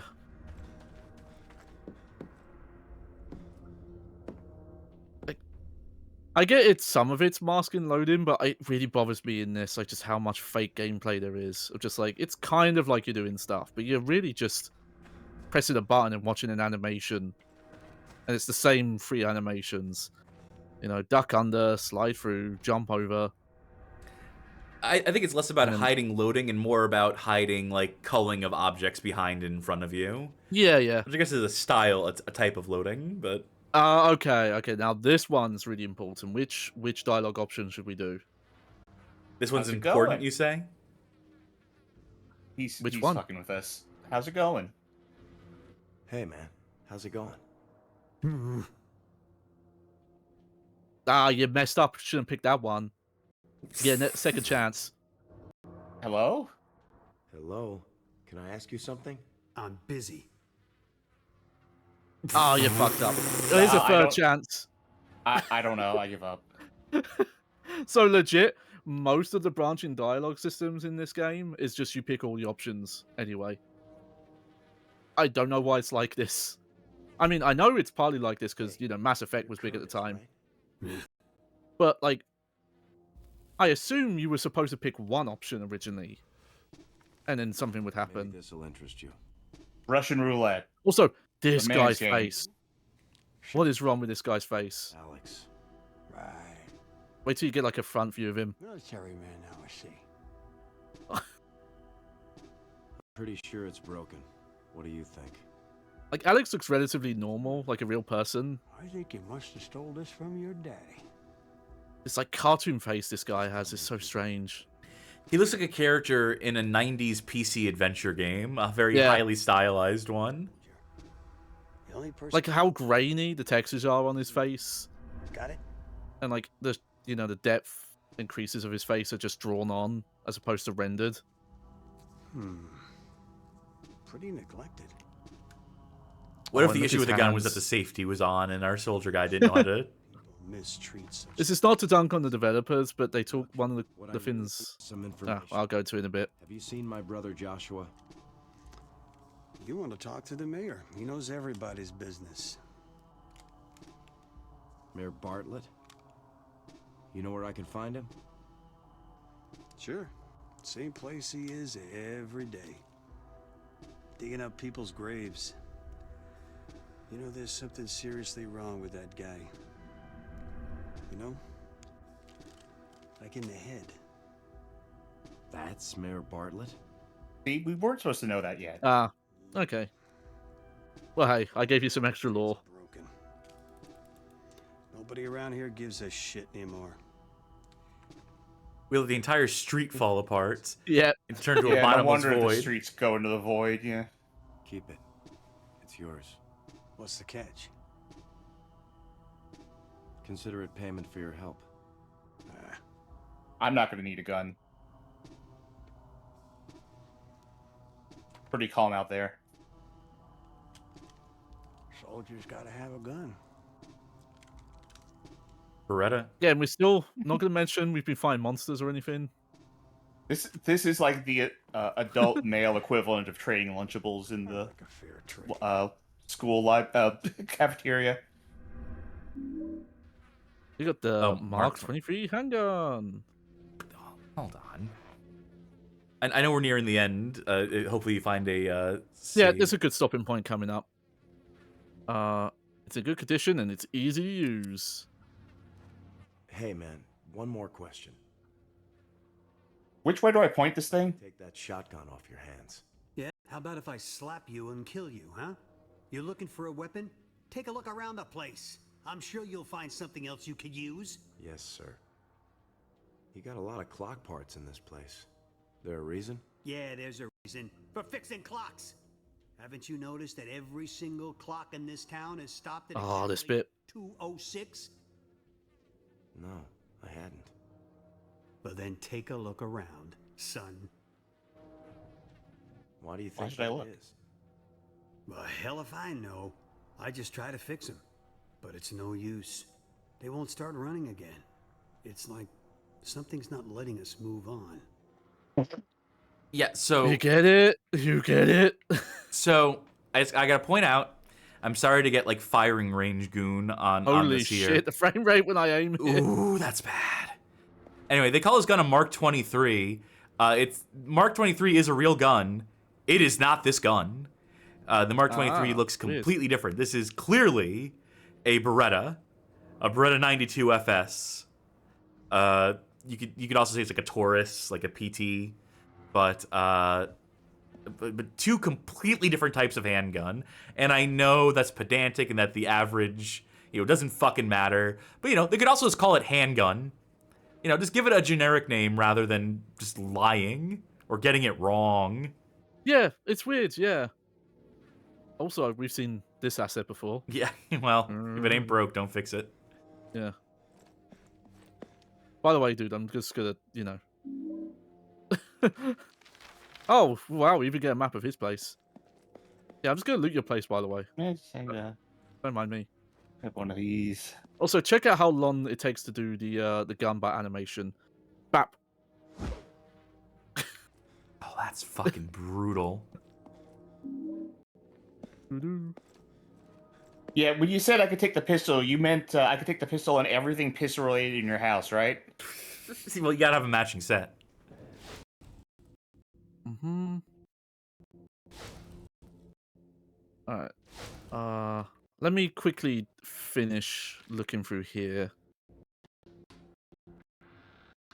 I'm trying to pace because I know the big thing that's coming up, and I'm just trying to think how far away that is. Are you dropping like a lot of frames right now, by the way? How about now? I'm not seeing a lot of frames drop on Oh, this is unwatchable right now, and it's happening right now. So maybe this is where we call it. Then. Yeah, I think we'll you're just gonna have to call it here, unfortunately. Yeah, weird. It's falling apart. Yeah, Whoop. I'm just gonna okay. fade out of that for now. I'm also just gonna double save on mine just to, make sure I did save. Yeah, probably for the best. Let's get ourselves up on screen here. And initial impressions, I suppose. Honestly, honestly too soon to tell for me. That's my initial impression. Too soon to tell, although I can see how clumsily the story is being handled already. John, I mean, I guess not initial impressions because you've played this game before. I guess that's. I guess I should probably give initial impressions, huh? I guess I should. Yeah. I mean, it seems like a technical mess, and the combat doesn't seem very good, and definitely seems like very hollow.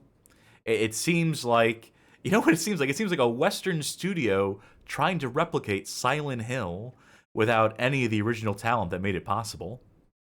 That's what it seems like to me.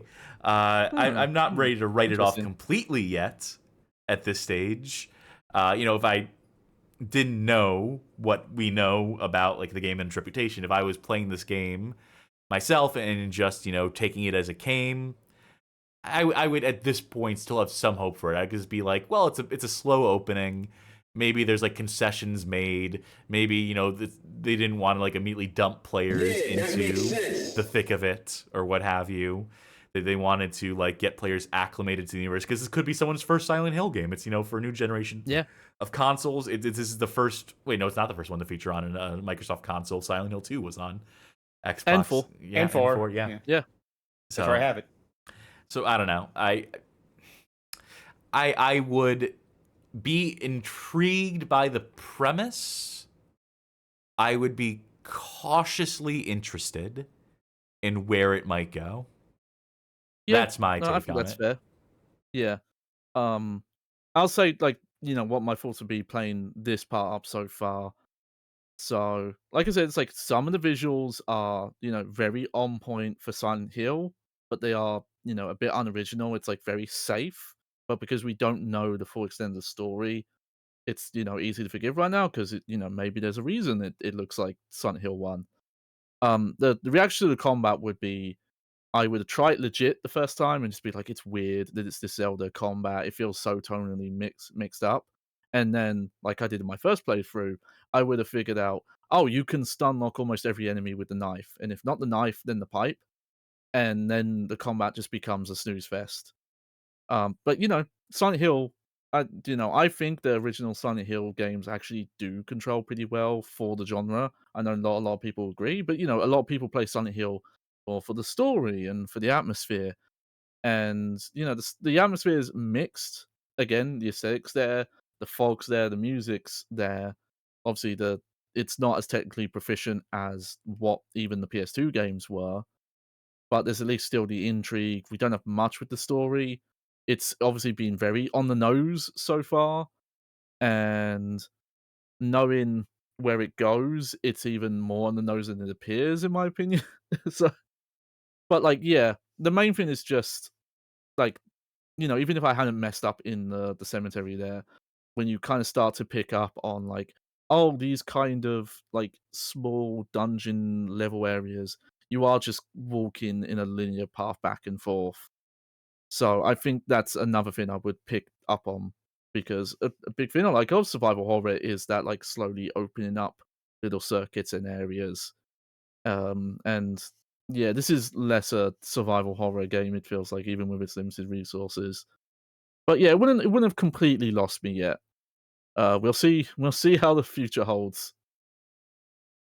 Very good.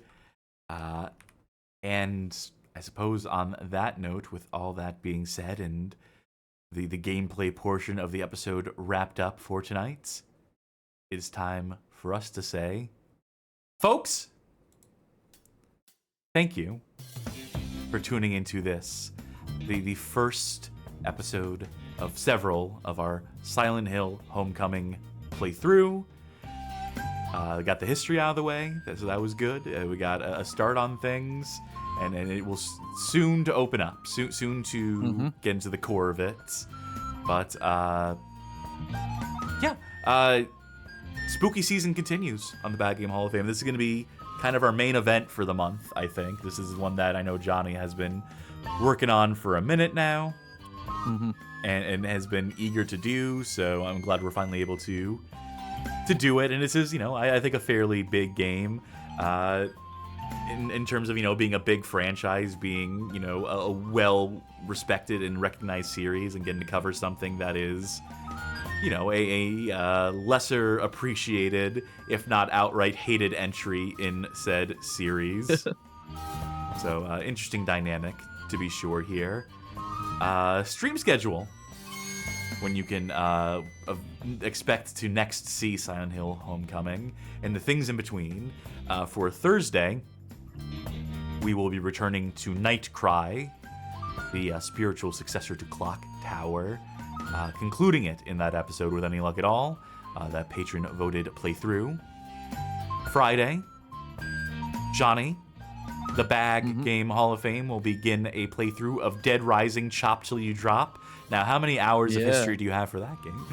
No, that's unfair to ask. I don't think there's much known about the development of that particular. Yeah. It's not even fair to call it a conversion. It's a completely different take on Dead Rising. Yeah. So I'm very interested to see that played in full as well. And I hope the audience is too.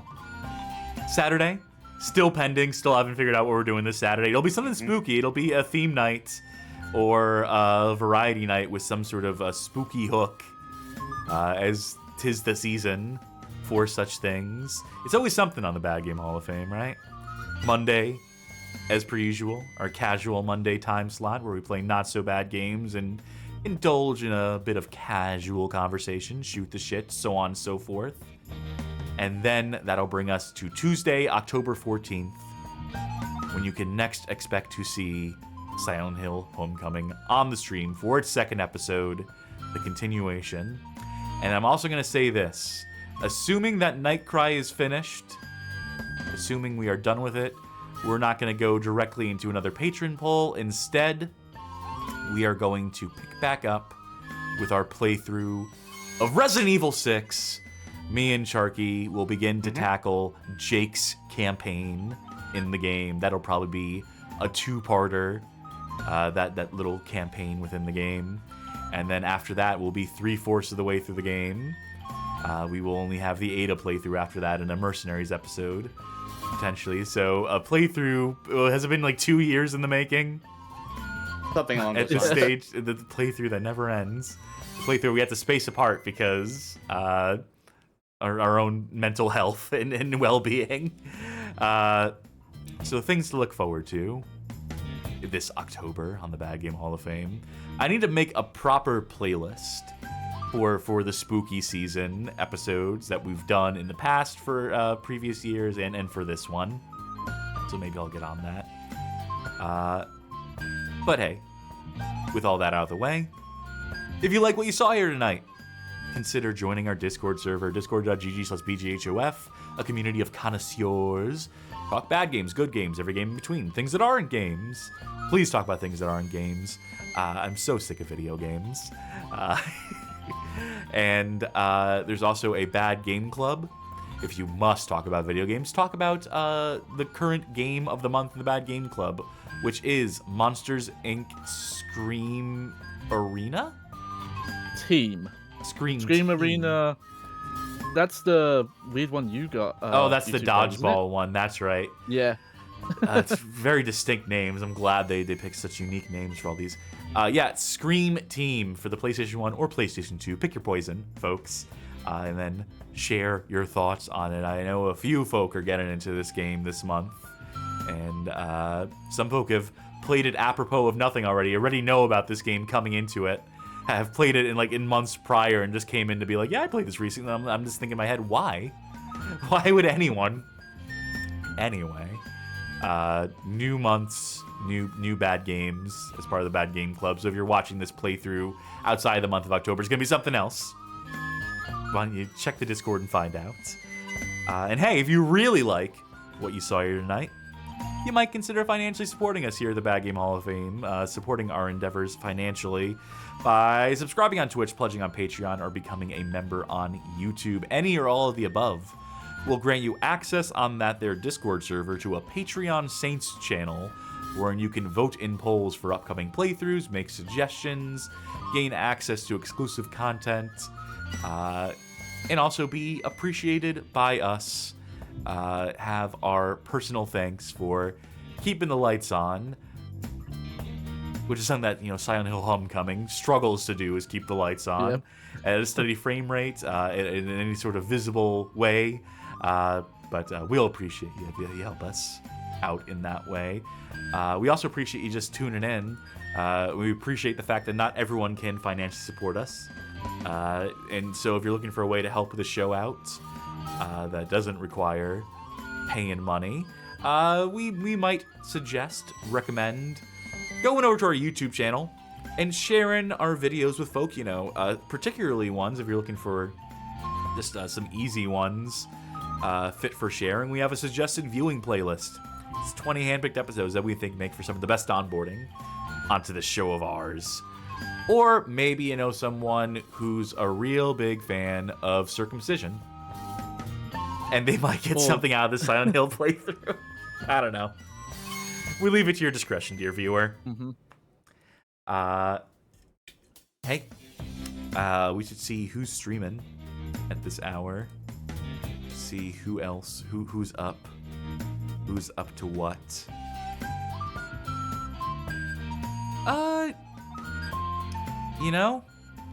Not many folks streaming right now, surprisingly. Nothing I really see fit to raid at this current juncture, if I'm being completely truthful. Yeah, we'll skip that for now. we'll just leave folk to their nightmares after having been so thoroughly spooked by this game here. I'm sure that you won't even want to stay up. You're gonna try to get under the covers right now, and so we bid you sweet dreams, sweet nightmares. As part of the spooky season here on the Bad Game Hall of Fame. Thank you one last time for tuning in. I've been... Oh, I didn't think about this. Let me go last. There was a Charky here. They're gone now. Oh, they certainly are. And I've been the burlap bag fin, Johnny Baghead. They're back. Very good. And I have been... Oh my god. The brain fog. This is how you can tell I have brain fog, because I cannot think of a even remotely... Like Silent Hill, the fog. Oh, yeah, it's foggy as a Silent Hill in the brain, Cassidy. Whatever. All right, Johnny, you sign us off. You make some sort of noise that signifies the end of the show. Bye. Good night, everybody. Toodles.